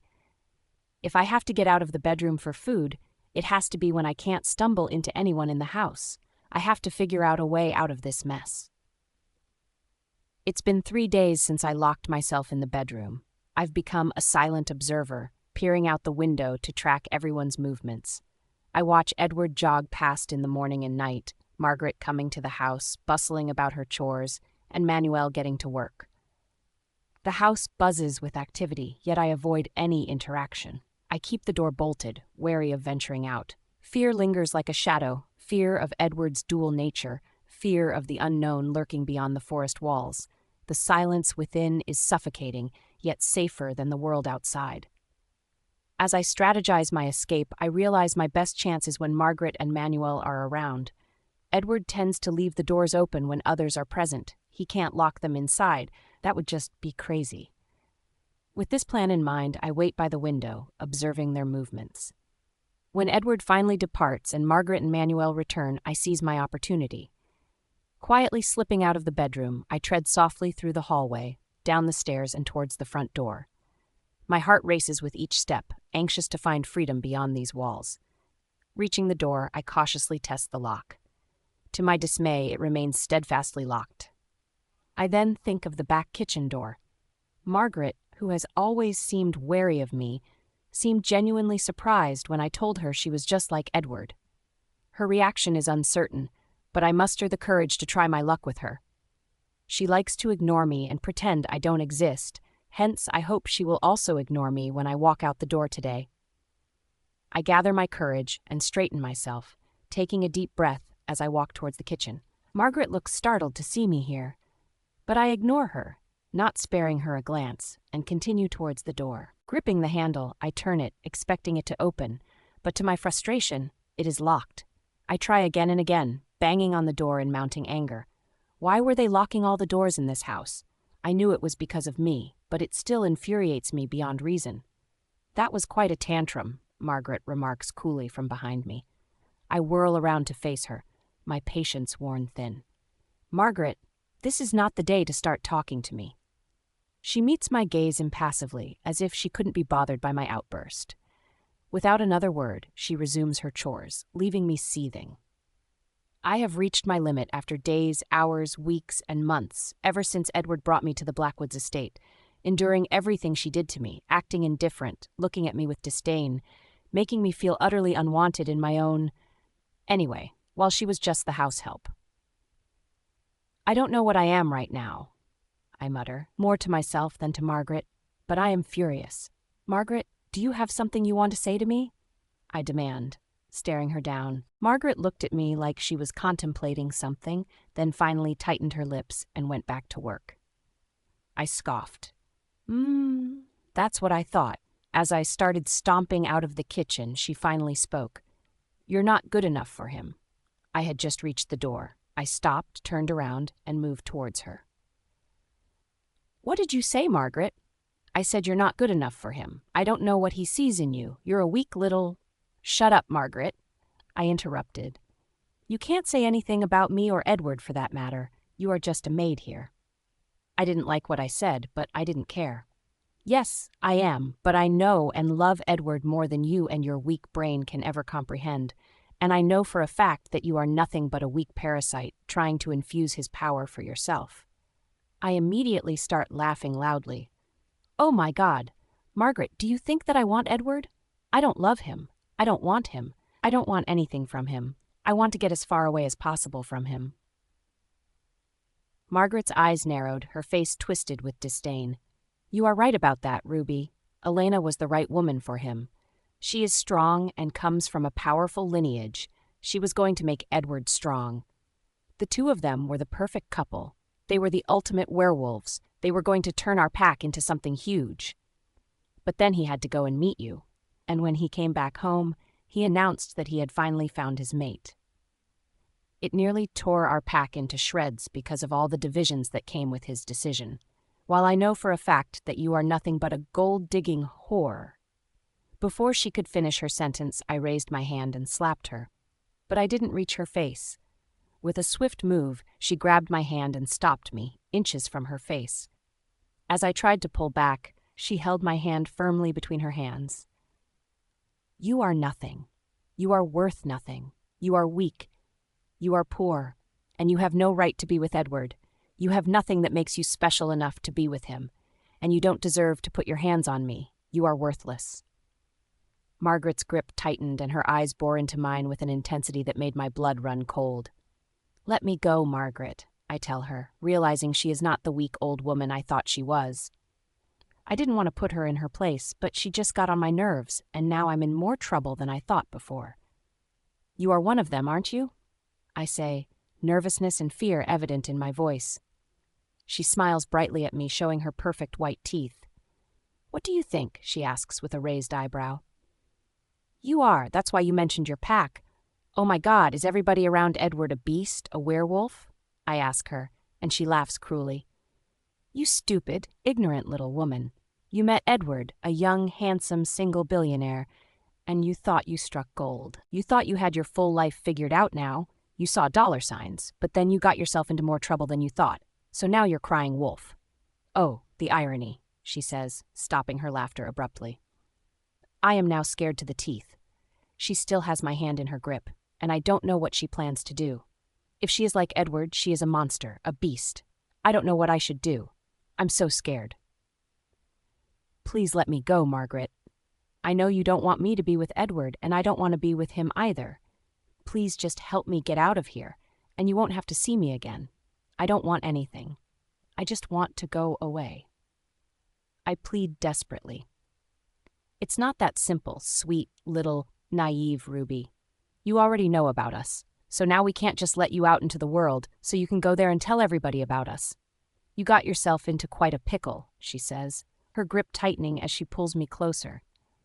I won't say anything, Margaret. I promise I won't tell anybody. I know that you guys are capable of anything. Why would I tell anybody? I won't say anything. Please, Margaret, just let me go, I plead, nearly crying as tears start gathering in my eyes. Her grip is hurting my arms and she seems to enjoy watching me squirm. I will leave. I will go far away from here. Edward will finally be with Elena, please. You see, Ruby, there are things you don't know about us. I can't just let you go. That will have massive consequences, going against the Alpha. I can't go against him and let you go. The council has to sit and determine your case. But I know Edward is going to fight for you. And for now, his instructions are clear. You should stay put inside the house and not go anywhere. And that's where you are going to be staying until the council decides. The council? Oh, poor naive Ruby, just how stupid are you? I used to look at you and wonder, doesn't she have any clue? How can someone be so stupid? Tears are now running down my hands. What did Edward even see in such a weak person like you? You are never going to make it as the Alpha's mate. Not this week and not with your human blood. He is going to marry a werewolf from a great family, a strong family. And you are the weakest of the weak. How can he say you're his mate? I still don't believe it. We still don't. Something has to be done. I just want to forget all this ever happened. I really, really did love Edward. I thought he was a good man. I didn't know he was a werewolf. Yes, you are right about that. What are you going to do? I ask her. Suddenly, I feel a sharp pain breaking through my skin. When I look towards my hand, I see that she has claws, and those claws have just pierced my skin.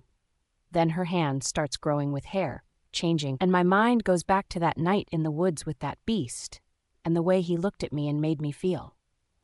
When Edward turned into a beast, a piercing, cracking scream breaks out from me without my control. I start screaming like a banshee. I lose control of my body. I lose control of my breathing. I can't breathe, so I don't know how. I'm shouting so hard. My body seems to be shutting down. I'm scared. I'm nervous. My whole body is shaking, and I can't tell my surroundings. I can see colors, and I can see things. It's not darkness, but I can't seem to see straight. Everything seems to be blurred in the background, and I suddenly see Edward there, appearing out of nowhere, and then he is shouting at Margaret. He's putting me in his arms. He is carrying me up the stairs to our room. He puts me on the bed while my screams have died down a little, but I'm still shaking, and I still can't breathe. He draws me a cold bath. He takes me from the bed and deposits me into the water, and while he does, he keeps caressing me. Then I see him, and he is right there in front of me, and he keeps saying, "Yes, that's right. Right there. Come back to me, Ruby. Come back to me. Take deep breaths. In, out, in, out." He keeps repeating it to me while he's caressing my hair and he's caressing my face. I do what he says, mimicking his actions. I breathe in and breathe out with him. I tell my body to relax when he tells me to. Finally, I can. My heart rate goes down, my body lets go, giving me back control, and I finally see him clearly in front of me. He keeps caressing my hair, asking if I'm okay, asking how I am feeling, with genuine concern in his eyes, genuine affection, care, and love on his face. And that's when I finally saw the man I fell in love with. The Edward that I loved. The one who looked at me with that same look in his eyes, a look that I would never have questioned if someone had asked me if Edward was in love with me. If I ever doubted myself, that look would give me answers. I bloomed in his peripheral vision. I bloomed in his attention. I felt like the most beautiful woman, the most loved and cared for person in the whole wide world. I want to look at him with that same tenderness, that same affection, the same love that he has for me right now, in his eyes. But for some reason I can't. I want to. I really want to, but I can't. My mind won't let me forget what I saw in that forest, in the woods. It won't let me forget when he turned into a beast of a man. It won't let me forget the look that the other beast had in his eyes, circling me like prey, and how I felt at that moment. As much as I'm in love with Edward, he is that beast. I know that for sure, and I cannot get my brain, my head, to accept that man, that beast, that werewolf. If I can't accept him, how can I accept the man in front of me now? I wish I were okay with this, but I am not, and this hurts. It hurts more than I ever thought possible. It hurts to have him here with me, caressing me, taking care of me, knowing deep inside that I'm scared of him. It hurts knowing that I wish what happened didn't happen so I could continue being in love with him and continue celebrating my engagement. I didn't even get to play the happy fiancé for a day before it was all shattered, taken away from me. When he sees that I have calmed down, he stops touching me and sits on the edge of the bathtub. He helps me take a bath, and then he helps me dry off and takes me back to the bedroom. He tends to my wound and bandages it. "I'm sorry," he says quietly. "I never thought I would be the cause of you getting hurt. I never thought Margaret would hurt you. She has been with me my whole life, and she has never been violent before. That was why I left her here with you. I thought you were safe." I find myself saying to him. He looks at me and shakes his head. "No, it's not fine. I am the cause of this. I am the reason that you got hurt. No, you didn't do this. It was Margaret, not you." He clenches his jaw. I'm going to fire her. She is getting out of this house. But I surprise myself again when I shake my head. "No, please don't." She looks at me surprised. "What? Why? She hurt you. She scared you. You had a meltdown. You. Stop it, Edward. I know why she did it. She did it because she loves you. She did it out of love. She doesn't think I'm worthy of you. She has no right to tell me what's worthy of me. I think it comes from a place of love. She sees you as her duty. She sees you as her son. The moment I came into this house, I saw how she looked at you, how she tended to you, how she lighted up whenever she saw you. And I know she didn't want to hurt me, but it was because I provoked her. I know she doesn't like me. That's why she has been staying away from me. But I went to her, and I provoked her. And if you kick her out of the house, I will be... So, please, just don't fire her, okay? I know she loves you. So just let it go." He looks at me, and then he looks away towards the window. We stay in silence like that before he looks back at me again and says, "You were right. I never should have brought you into my life, knowing who I was and the kind of life that I led. But there was just something about you I couldn't let go. From the moment I saw you, in that instant, there, with that smile and those eyes, and the way you danced and the way you laughed, the curve of your neck, it clicked. Everything about you called to me, and I answered, and I came. I knew then that I had met my mate, my wife, the mother of my children, my life companion. I knew then that you were the one for me without a doubt, and I'm sorry I had to do this to you." He said he was caressing my hand hesitantly, watching for my reaction, but I'm so tense, I'm so tired from everything, that I just let him touch me. I'm sorry. I'm not what you want, I tell him weakly. Edward looks at me with those deep, soulful eyes filled with a mixture of hope and regret. Ruby, you are everything I want. It's just this world, my world. It's complicated and dangerous. I never wanted to drag you into it. I wish I could spare you from it, give you only half of who I am. I pull my hand away gently and look down, unable to meet his gaze. But you did. You brought me into it without telling me the truth. And now I'm scared, Edward. I can't just forget what I saw. I can't pretend that everything is normal when it's not. He sighs deeply, running his fingers through his hair. I know, and I wish I could change that. I wish I could make everything right. But I can't change who I am, and I can't change what you now know. I take a deep breath, trying to steady my nerves. I need time, Edward. I need time to process all of this, to figure out if I can accept this part of you. Edward nods slowly. I understand. Take all the time you need. Just know that I love you, and I will do whatever it takes to make you feel safe and loved. I nod, feeling a mix of emotions swirling inside me. I know, thank you. He stands up, looking down at me with a soft, sad smile. I'll give you some space. If you need anything, just call for me. As he leaves the room, I feel a wave of exhaustion wash over me. I lie back on the bed, staring at the ceiling, trying to make sense of everything. My world has been turned upside down, and I don't know if it will ever be the same again. That night, Edward brings me my food in the bedroom. He knocks and waits for me to let him in. Come in, I say, a little nervous that it might be Margaret who comes inside. But it's Edward. He gives me a warm smile, and I smile back.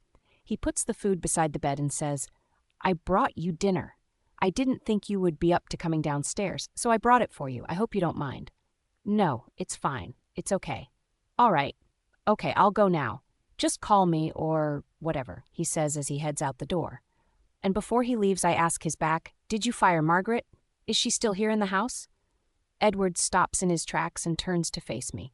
No, I didn't fire her. She's still here. I had a long talk with her. She's agreed to stay out of your way and give you space. I hope that's okay with you. I nod, relieved and yet uneasy. Thank you. He lingers in the doorway, his eyes searching mine. I just want you to feel safe here, Ruby. If you need anything, please let me know. Okay, I say softly, not sure what else to add. Edward gives me a small, reassuring smile before closing the door behind him. I sit on the edge of the bed, staring at the tray of food, my appetite absent despite the efforts he made. I feel an overwhelming urge to escape, to find a way back to the life I knew before all of this. But for now, I am here, and I have to find a way to navigate this new reality. I pick at the food, my mind racing with thoughts and fears. Margaret is still here, Edward is still a werewolf, and my life is still a chaotic whirlwind of confusion. As I lie back on the bed, exhaustion finally takes over, and I drift into a restless sleep filled with dreams of wolves and shadows. I wake up screaming in the middle of the night, and Edward runs to the door, towards me, and gets on the bed. He puts me in his arms, cuddling me and telling me that it's okay. It's fine, Ruby. It's okay. I am here. I'm going to protect you. Nothing's going to hurt you. You're under my protection. Nothing is ever going to hurt you, I promise, he whispers. So with the feel of his skin and his smell that is just so Edward, I stop shivering. I cling to him, and somehow, slowly, my eyes grow heavy, and I find myself getting back to sleep again. I'm surprised to wake up in the morning in a cocoon. Someone is hugging me from behind. Someone has me in their arms, and I feel so safe all of a sudden. I am a bit startled at first, alert, but when I turn back, I find Edward there, holding me in his arms. I look at his sleeping form, his closed eyes, his mouth, his nose, his eyelashes, his eyebrows. I just look at his face and something changes inside of me. There is a tenderness in his sleeping form that makes my heart ache. In this moment, he looks so peaceful, so human. The turmoil of the previous day feels like a distant memory, but the weight of the reality we live in remains. I gently disentangle myself from his embrace, trying not to wake him. I need some time to think and to process everything that has happened. Slipping out of bed, I head to the bathroom and splash some cold water on my face. I stare at my reflection, trying to find the strength within myself to face another day in this strange new world. As I step out of the bathroom, I see Edward stirring. His eyes flutter open, and he looks at me with a sleepy smile. "Good morning," he says, his voice husky from sleep. "Good morning," I reply softly, feeling a mixture of emotions. "Did you sleep well?" "I did, especially with you in my arms," he admits, sitting up and stretching. "How are you feeling?" I take a deep breath, trying to find the right words. "I'm managing. It's a lot to take in." Edward nods, understanding in his eyes. "I know. We'll take it one step at a time. I'm here for you, Ruby, and I promise to keep you safe, always." Hearing his reassurance gives me a small sense of comfort, but my instincts tell me I shouldn't trust him. I smile back at him. It's time I figured out a way out of this. Edward asks me to join him for breakfast with a hopeful smile, and I agree. "You go on, I have to change first, but I'm coming." "Okay. Do you mind if I use this bathroom?" I chuckle a little. "It's your bedroom, Edward. You can do whatever the hell you want." "Yes, but I don't want to." "You know what? It's fine. I'll just use the guest room," he says as he strides out. I go back to the bathroom and decide to take a shower. As the water cascades over me, I watch myself in the mirror and think of everything that has just happened and where I am right now. I realize that as much as Edward loves me, he is not going to let me go. I have to think of a way out of this. Trying to use force to get out of this house isn't helping. Although I still haven't tried one way, using force to get out of this house isn't working. I think I have to change tactics, but I can't just change it abruptly. Edward will know something is up. I have to change slowly. It's going to take a while, and I'm going to have to be patient, but I'm getting out of this house. He says he doesn't want to hurt me, and he's not going to hurt me. And I foolishly believe him. I wish I didn't, but I do. But I don't want a repeat of what happened in the forest. What if he changes one day and kills me? I have to be smart about this, I tell myself as I look myself in the mirror. "Ruby, we're getting out of this mess one way or another. We used force, but it didn't work. Now let's try something else." I finish my shower and get dressed, mentally preparing myself for the day ahead. As I step out of the bathroom, I find Edward waiting for me in the hallway. His eyes light up when he sees me. "Ready for breakfast?" he asks, extending his hand. I nod, taking his hand. "Ready." We walk down the stairs together, and I try to maintain a calm demeanor. I know I have to play this carefully. Edward is observant, and any sudden change in behavior will raise his suspicions. At the breakfast table, Margaret is there, setting the dishes. She gives me a wary look, but I force myself to smile at her. I need to keep up appearances. "Good morning, Margaret," I say politely. "Good morning, Ruby," she replies, her voice tight. Edward pulls out a chair for me, and I sit down. He takes the seat next to me, his hand resting on mine. The gesture is comforting, but I remind myself of my goal. Before we begin eating, Margaret apologizes to me. "Miss Reginald, I am sorry about what happened yesterday. I promise it will never happen again," she says, her head low, and leaves the dining room before I say anything. I am so surprised that she apologized. I don't think I would have ever found anything to say back to her. As we start eating, I engage in light conversation, asking Edward about his plans for the day. He seems pleased that I'm taking an interest, and I can see the love in his eyes. It makes my heart ache, but I push the feelings aside. I need to stay focused. After breakfast, Edward heads to his study to take care of some work, leaving me alone with Margaret. I can feel her eyes on me as I clear the table. "You surprised me this morning," she says quietly. "Did I?" I respond, trying to keep my tone neutral. "Yes, I don't think Edward should trust you. You're up to something." I pause, meeting her gaze. "Why don't you go back to ignoring my existence and acting like I don't exist? That works better for both of us. But since you started getting chatty and touchy, you seem to be interested in me a lot," I say, my voice laced with sarcasm. She narrows her eyes at me, gnashing her teeth. I know I've touched a nerve, but I also know that she adores Edward too much to make the same mistake twice. I hold her gaze, engaging in a silent battle of wills. Then I stand up from my chair and say to her, "Maybe I've realized that fighting isn't the answer." She narrows her eyes but says nothing more. I can tell she doesn't trust me, and perhaps that's for the best. It means she'll be less likely to interfere. I spend the rest of the day playing my part, acting as if I've accepted my situation. But inside, my mind is working on a plan. I need to be careful, patient, and above all, smart. Edward may be a werewolf, but I'm not as helpless as I seem. I will find a way out of this. I have to. We have dinner together, trying to talk about things that don't involve work or the fact that he's a werewolf. We stick to normal topics: the weather, politics, books. It's almost like we're an ordinary couple. At night, everyone goes to their bedroom to sleep, but my nightmares persist. Edward comes into my room, holding me as I sleep. Though he just holds me, nothing further happens. His hands don't stray, neither do his eyes. He seems focused on getting me to relax and getting used to him. It's touching, and it tugs at my heart and my resolve, but something keeps reminding me that at any second, at any time, he can change because he is a beast, isn't he? It's been 3 nights now, with Edward coming into my room in the middle of the night to help me through my nightmares. On the 4th night, as everyone is heading to their own bedrooms, him taking the guest room next to mine, I hold his hand. He looks at me with patience in his eyes. "What's going on?" He asks gently. "I think we should move back to the bedroom," I say, trying to steady my voice and hold myself together.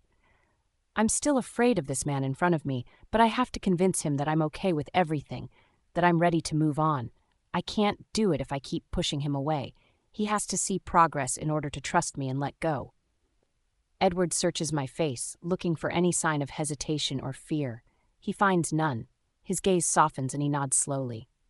"Okay, if that's what you want," he says. "It is," I assure him, squeezing his hand for emphasis.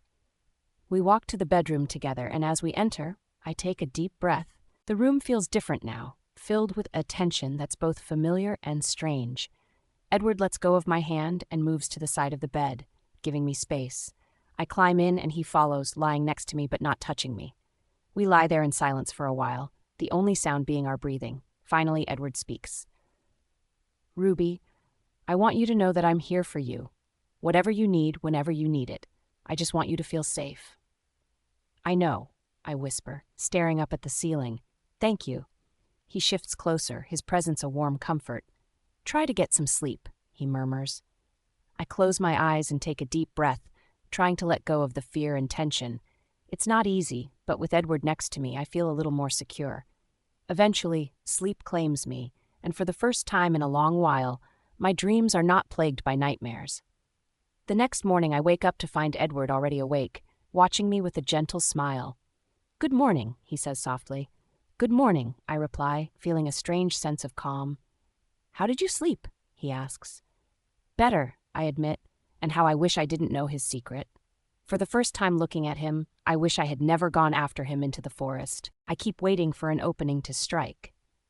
By the next week, I think I have Edward's trust, and I don't have to ask myself about his love for me, because I know he does. We're having dinner when he suddenly announces, "I haven't been to work for a while since I've been working from home. Henry has been covering for me. There is something that I have to go into the office and do by myself there tomorrow, so I won't be here during the day. But I'll be back before dinner, I promise. Are you going to be okay?" he asks, gouging my reaction to the news. I smile wide since I have already got my opening. I hoped and prayed for something like this, and I knew it was coming. "I don't know, Edward. Honestly, even though Margaret and I tolerate each other, I don't think I can trust myself around her with you being so far away," I say, acting like a dumb soul. "Don't worry about that. I already talked to her, and however she won't defy me, you will be safe." He answers confidently. "I trust you, Edward." "I do, but I think it's a lot better if I were to go with you. Plus, I haven't been to work. I don't know how my company is doing. Ever since you locked me here, I have been a stranger to the outside world. I have just been roaming around in here. I think it's better if we go together. Please." He looks at me thoughtfully, considering my request. "I understand, Ruby, but it's important for me to handle this alone. It's sensitive work, and I think it's better for you to stay in the house right now until things cool down. You can't go to work either. Don't worry, I am handling everything." "Edward, please. I need to get out of this house. It's driving me crazy, and I think it would do me good to see something outside these walls," I say, and then I softly plead. "I know you'll protect me." I am playing at his protective instinct, and I feel a little guilty at that, but I take it in. He sighs, rubbing his temples. All right, but you have to stay close to me and follow my lead. I can't have you wandering around or going to your company. Can you do that? I nod eagerly. Yes, of course. Thank you, Edward. The next morning, we prepare to leave. I dress carefully, choosing an outfit that looks professional yet comfortable. As we drive to his office, I take in the sights, feeling a sense of relief to be out of the house. It feels like I have been there for years. At the office, Edward is greeted warmly by his employees. He introduces me to a few of them, explaining my presence. This is Ruby, my fiancée. She's here to help me with some things today. As the day progresses, I observe Edward in his element. He's confident and commanding, traits I found attractive when we first met. Despite the circumstances, a part of me still feels drawn to him. I wonder if any or all of his employees are like Edward, but they can't be. It can't be. It would mean that I have been surrounded by werewolves my whole life and I didn't notice it. Someone must have noticed something. It can't be right. On the other hand, Henry looks mad. He is angry as hell that I am here with Edward today. And just to make myself feel better, I try to get on his nerves. When Edward asks him to bring us lunch, I order Chinese. And when he brings the order, I look at it and then I look back at him. What is this, Henry? His first instinct is to look at Edward before he looks back at me. Miss Reginald, it's what you asked for. Chinese? I don't eat Chinese. I want pizza. I didn't ask you to bring me Chinese food. What is this? I ask him with disdain. That's what you asked for, Miss Reginald. He answers, clearly annoyed. Maybe I did. I changed my mind. I want pizza now.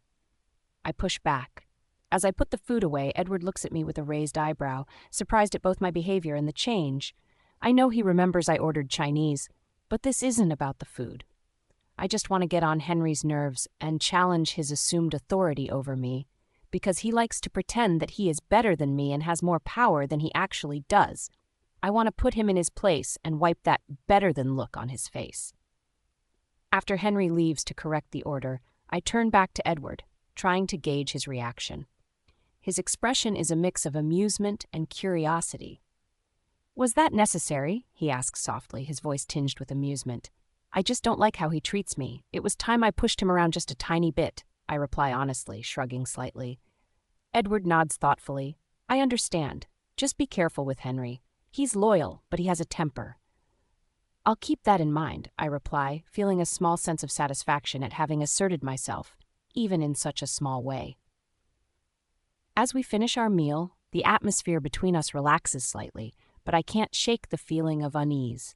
Surrounded by Edward and his employees, I wonder how many of them share his secret. The thought sends a chill down my spine, but I push it aside for now. During a break, I manage to sneak away to the restroom. There, I quickly text my best friend, Zaria, asking her to help me. I need to get out of this situation, and today might be my only chance. I am tired of pretending and living in fear. My plan is about to come to fruition. Edward took my phone that night when everything fell apart, and I learned who he really was, his secrets exposed. In the days that followed, he reminded me how risky it would be to share what I knew. Today, this morning, as we prepared for work, he returned my phone. I knew what that meant. He trusted me with his secrets. But I'm sorry I have to break his trust for my own survival. I can't go back to those naive days. I have to get out of here. As we entered the office, I texted Zaria, my best friend. She was ready. In the bathroom now, I texted her again. She had everything I needed. Quickly changing, Zaria worked her magic to disguise me, ensuring Edward wouldn't suspect anything was wrong. Sneaking out of the restroom, I headed to the elevators, avoiding any attention. We had planned to split up. First, I needed to see my parents. From there, I'd figure out my escape plan. Leaving the building unnoticed, I passed security guards without a second glance, but I knew time was short. Soon, Edward would realize I hadn't returned from the restroom, and they'd start searching for me. I took a cab to my parents' house, feeling a mix of urgency and determination. As I arrived, my mom greeted me with concern evident in her voice at my sudden appearance. "Hey, baby, what's wrong? We've been trying to reach you, but your phone was off. Edward told us you were okay. What's going on?" "No, I'm fine, I reassured her quickly. "I just need to go out of the country for a few days, maybe a few months. It was really unexpected. Zaria got these tickets to, Thailand. Yes, to Thailand." Thailand? My mother's frown deepened. And it's free, all expenses paid, for a few months. That's quite sudden. Are you sure about this? She asked, looking me over. It's a great opportunity, Mom, I explained. I can't pass it up, but I didn't want to leave without seeing you first. She sighed, clearly troubled. This seems so abrupt. Are you sure you're okay? Yes, Mom. I'm fine. Where's Dad? He went out and has a doctor's appointment. You should sit down and wait for him. No, I can't wait, I replied anxiously. Zaria's plans changed last minute, and if I'm going to go, I have to leave soon. Well, if it's a vacation you wanted, I'm sure Edward could take you, Mom suggested tentatively. He's rich, a billionaire. He can take you anywhere in the world you want to go. Do you really need to take this free ride? I have to, I said firmly. I can't depend on Edward. I have my own life to figure out. You have a company to run now, Mom pointed out gently. What's going to happen to your company? I'll figure it out, I assured her, though uncertainty ate at me. Edward made sure to take control of my life and my career when he got me that company. I have to go, Mom. It's now or never. She nodded reluctantly, her worry evident on her face. Okay, baby. Just promise me you'll stay safe and keep in touch. Call me as soon as you get there. I promise, I said, hugging her tightly. I'll call you as soon as I can. With a heavy heart and determined spirit, I left my parents' house, knowing that my decision was made. As I left my parents' house with sadness and holding back the tears that wanted to spill out, I stood outside the house and looked back at it. I wanted to see my dad before I left because I don't know when I'll be back, and I'm doing this because I don't want anything bad to happen to them. It will be a while before I check up on them, but I'm sure Zaria can update me on what's going on. And so I take a cab, and my next destination, with the money Zaria gave me, is the airport. Once I'm out of the country, it will be easier to disappear. A taxi comes towards me, and I stop it and get inside with a lot on my mind and a lot of emotions going on in my heart. I'm so sorry to Edward. I thought I had met the love of my life, but I was wrong. He's a dangerous man, and I hope he doesn't find me. Lost in my thoughts and emotions, I suddenly realized we had been driving far too long and were heading out of the city, not towards the airport. Startled, I turned to the driver, breaking my silence. Hey, I'm going to the airport. I told you I was going to the airport. I insist, just in case he didn't hear me the first time. Yes, ma'am, you did, the driver replied, still focused on the road ahead. Too calm for my liking. This isn't the way to the airport, I pointed out, my tone edged with concern. I know that, ma'am. I'm sorry for the confusion, the driver responded. Confused and alarmed, I frowned. What do you mean you're sorry for the confusion? I was told to take you back to the Blackwood estate, he explained calmly, though his words sent a chill down my spine. What? I exclaimed, panic rising as I saw the gates of the Blackwood estate looming ahead, inviting us in. We're already here, the driver announced, and I frantically tried to open the locked doors, the car moving inexorably forward. I couldn't contain the surge of panic and fury as I screamed and pounded on everything within reach inside that car. My desperation led me to scratch at the driver, kicking and thrashing until suddenly the vehicle came to an abrupt halt, jerking me forward and banging my head against the seat. Dazed and disoriented, I struggled to make sense of what was happening around me. Moments later, the car door swung open and Edward's voice pierced through my haze of confusion. What were you thinking? His tone was sharp with anger, but as he saw my shaken state, his demeanor softened. He guided me gently out of the car and into the familiar, stifling embrace of the Blackwood estate. How are you feeling? Are you okay? Edward's concern was palpable as he fetched me water. Sipping slowly, the reality of my failed escape attempt began to sink in. I was trapped once again in this prison. Edward's expression darkened with frustration. He began to pace the room, the silence thick with unspoken tension, until I couldn't bear it any longer. Stop it! You're giving me a headache, I blurted out, my own frustration boiling over. A headache, Ruby? Edward's voice was incredulous, his eyes burning with a mixture of hurt and anger. Do you have any idea what you've put me through today? I had to cancel important meetings. I thought something terrible had happened to you. I trusted you. This is the most stupid thing you could have done. I had to track your phone and found out you went to your parents' house to say goodbye. Where did you think you were going? To the airport? Where, Ruby? I looked back at him with anger and frustration. I was still on the high of my escaping failure attempt. I was trying to get as far away from you and your kind as possible, I confessed bitterly, my words heavy with resentment. I wanted to escape this life, your company, your friends, this house, everything, I shouted and continued. You said it yourself. You were scared someone had kidnapped me. If you were not this thing, you were not a werewolf, and you didn't have enemies, then nobody would have been after me, after my life. Nobody would have had a reason to kidnap me.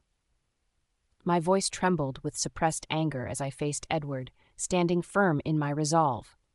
But you were scared that something had happened to me because of who you are. I didn't want any association with you, so I was going as far away as I could from you. I paused, taking a deep breath to steady myself, feeling the weight of my decision to escape pressing heavily upon me. I was ready to leave my parents, my friends, the life I knew, and everything I held dear, just to get away from you. Edward listened in silence, his expression unreadable as I poured out my emotions. Finally, he spoke, his voice firm. Ruby, I can't let you go. I'm not going to ever let you go. His words hung in the air, unexpected and shocking. You are my mate. We just haven't fulfilled the ceremony yet. But you are mine, Ruby Reginald. I am never letting you go. I am going to be your alpha. I am going to be your husband, and I am going to be your family. Me, Edward Blackwood. So stop thinking of a life away from me, because that is never going to happen. His declaration left me stunned, unable to comprehend his statement, his claim on me. My eyes widened in surprise and shock, struggling to process his unwavering determination. Bound by fate, I stood before Edward, unsure of what to say. I have been very patient with you, Ruby. Edward's voice cut through the tense silence as he stood before me, his gaze piercing and unwavering. But I have run out of my patience because I thought if I trusted you, if I gave you freedom, we could get back to the people we used to be. You would finally get it into your head, how much I love and adore you. I swallowed hard, feeling the weight of his words bearing down on me. And I really thought there for a second that you had come to terms with the new life you are supposed to lead. But no, you were pretending just so you could lie to me and get away from me. His tone grew firmer, filled with a resolve that sent a chill down my spine. But I'm going to show you. You cannot escape me. Not now and not ever. So start getting yourself ready for the wedding. I wouldn't invite my parents if I were you. We can send them pictures and make up a story about the whole thing. This wedding is happening. This ceremony that's going to bind us is happening, and you're going to be my mate, and I'm going to claim you. And then we can move forward from there. Edward's words hung heavily in the air, leaving me at a loss for a response. Because you don't want to come to terms with what is about to happen. Then what's going to happen is going to happen. Then later you're going to learn while you're already bound to me. I'm not letting you go. Ever, he declared with a mixture of anger and determination. I stood frozen, unable to find the words to counter his words. Edward's presence felt overwhelming, his gaze intense. Tears welled up in my eyes, betraying the storm of emotions raging within me. As tears began to spill down my cheeks, I realized the gravity of my situation. Bound by Edward's determination, I faced an uncertain future, where escape and resistance seemed futile. As the tears start spilling, he looks away from me and heads out the front door. I should have given up by now, but I still stand up and follow him, hoping I can get out of this house. And when I reach it, Felix is standing there in front of the door. And I know what his presence means. It means there are guards outside now to keep me inside. And with that, I finally break down, crying and sobbing, screaming the house down. I don't know what happened to me down there at the front of the door, but when I wake up in the middle of the night, Edward is there holding me in his arms. It looks like we're in the bed together, meaning he must have carried me up the stairs. I can't take it anymore, I scream, swatting at him, scratching, kicking, thrashing, doing everything I can to try and hurt him, hoping to do some damage. Stop it! Stop it! Stop it, Ruby! Stop it! Stop it! Let me go! Let me go! I scream at him, going feral. In a few moves, Edward finally gets to subdue me with my hands on top of my head, lying on the bed. He has my hands in his arms, and he is sitting on top of me, so with my legs bound beneath him as he sits on them and looks at me. I can't tell what's the look in his eyes. I'm still trying to calm down from the workout, from attacking him, and calm my breathing. And then I do. I look up at him. When I see that I have managed to do a little damage with a few scratches on his face, it makes me smile triumphantly with satisfaction.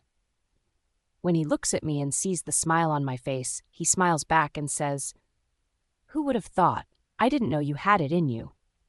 I look at him confused, and then he comes towards me, and in a flash, he is on me, kissing me. I kiss him back, and before I know it, we are attacking each other and tearing at each other's clothes in a way I never thought possible. My head keeps screaming, "What are you doing? What are you doing? What are you doing? Stop! Stop!" But my body and my heart won't listen to my head as it continues taking whatever Edward is offering up on the table for me tonight. I don't know if it's because we are both angry at each other, or it's because we haven't been intimate together in a long time, but tonight is the best sex ever. The next morning, I wake up with Edward's hands roaming through my body like he thinks I'm going to sleep with him again and give in to his sexual advances. What a joke. I slap his hand so hard, so fast, he can't help screaming, "Ow! What was that for?" Seriously, Edward, we fought, and just because we had sex, now everything is back to normal? He looks at me sheepishly. But yesterday was amazing. You can't tell me you didn't feel it. The connection we had. You are definitely my other half. Your other half is a beast. Okay, what's going to happen when we get married? When we have children? Are they going to become beasts too? Are they going to turn on me one day and eat me? Are they going to bite my nipples while I'm breastfeeding them one day and I don't have a nipple anymore? What? Are you all going to turn on me because I'm the human? Or what? Are they going to be humans and then one day you might just come home, turn on us, and murder us all? I take a deep breath and continue. Because you know what, Edward? If you insist on keeping me here, I end with a shake of my head because I don't even know what to say. I leave him lying there, looking at me like he is surprised and confused about what I'm talking about. He seriously thinks just because we had sex last night that everything was brushed under the rug. Not happening. I get into the bathroom, brush my teeth, and take a bath. When I come out, Edward is gone. Woo, at least he's not here. I don't want to deal with him today. All my plans to escape have vanished. Now I have to come up with another plan. He seized my belongings again. I don't have a phone. I don't have a contact. I know he'll let me maybe talk to my parents if I ask him because I really don't want my parents to get into the mix of all this. That will be the last straw. I get dressed and then go downstairs for breakfast. Margaret and I don't talk these days. We just look at each other, either with disdain, loathing, or whatever, and then everybody just goes on their way. Although I should be scared because she's the one preparing the food, surprisingly I'm not. I eat what Edward eats, and I know for a fact that she is so not going to poison him. I get to the kitchen and get myself breakfast. Margaret is there, but when I get in, she leaves and goes somewhere else. I don't care. I have breakfast and then start roaming inside the house. I am not allowed outside because Edward said it's dangerous. I roll. I speak to myself. It can't be my life, it just can't. But it is, isn't it? Someone suddenly appears behind me. I turn back and find Elena standing there. I frown in surprise. "What are you doing here?" I ask her. "Oh, you know, this is my future house. I'm going to be the missus to this house, so you shouldn't be surprised how I get here." "I'm so tired, Elena. What do you want? I have enough trouble right now, and I don't want to deal with you. If you're looking for Edward, look for him somewhere else in the house. He's probably here. He's probably not. I don't know. I don't care. Just leave me alone." Trouble in paradise? Just leave me alone, Elena. I heard about what happened. "You're not leaving, are you?" "Not until you listen to me," she says back. "Okay, I'm listening. Can you make it quick?" "Where are you in a hurry to?" "Your precious event company," she says, laughing dramatically for my amusement. I just stand there, folding my hands on my chest, and look at her with a pointed look. "You're no fun. I don't know what Edward sees in you," she says. I don't answer, just keep looking at her. "Although you have a backbone nowadays, I heard you finally let your claws out," she says, laughing as she plays with her nails. I don't know if she's doing it as a threat or to show disdain, but whatever it is, I'm not intimidated by her. I think I'm going to go, I finally say. She is just trying to poke my wounds to make herself feel better.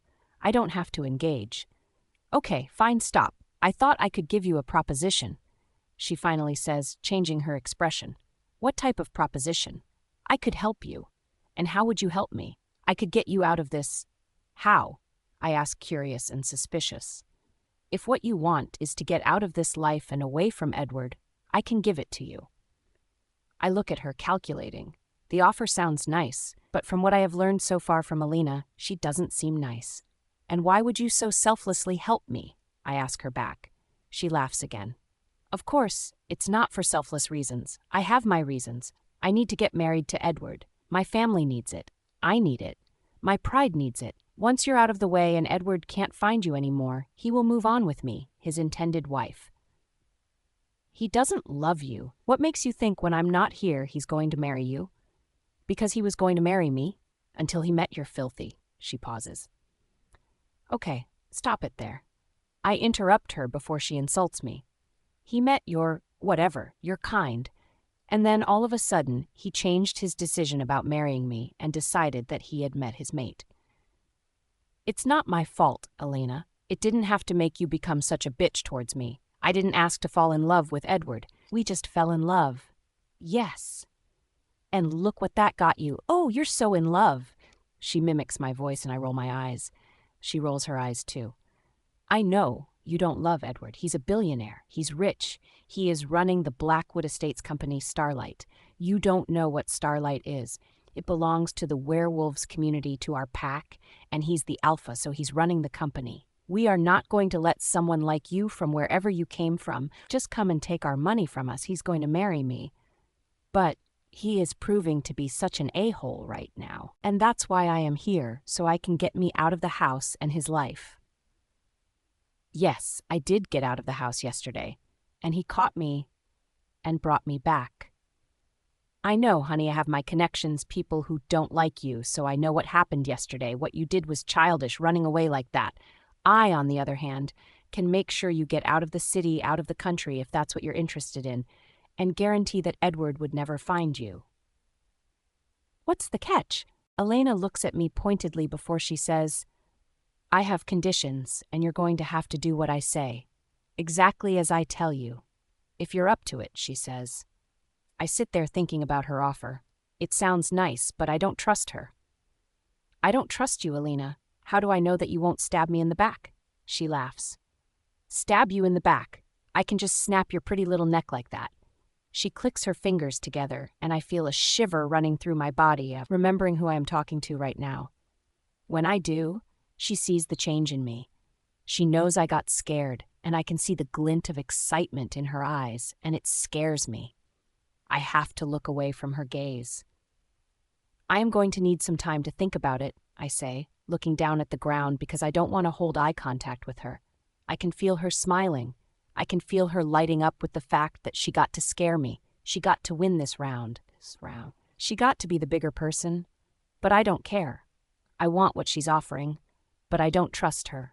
I have to think about it first. I shouldn't be reckless. Okay, but don't take too long. I heard Edward is thinking about planning the wedding that's going to bind you together, so be quick with that. And then I hear the click of her shoes leaving as she starts heading away from me. Elena, I call out, and she looks back at me like I interrupted something important. Yes? How do I contact you? When you're ready to talk, I will know, and I'll be here. Don't you worry. I'm going to set everything up so there is no mistake and no evidence of my involvement. I hate mistakes. That is why I'm the best choice for Edward, because you are a mistake, and I'm going to take care of you. She smiles creepily and then leaves. Was that a threat? I really hope Alina isn't planning on killing me so she can get Edward. After all, if she wanted to kill me, she could just kill me now. But then again, I don't know. That's the only question that remains. Can I trust Alina to help me get away from Edward? I'm going to have to think that over. I wish I knew Alina more. Who knows Alina?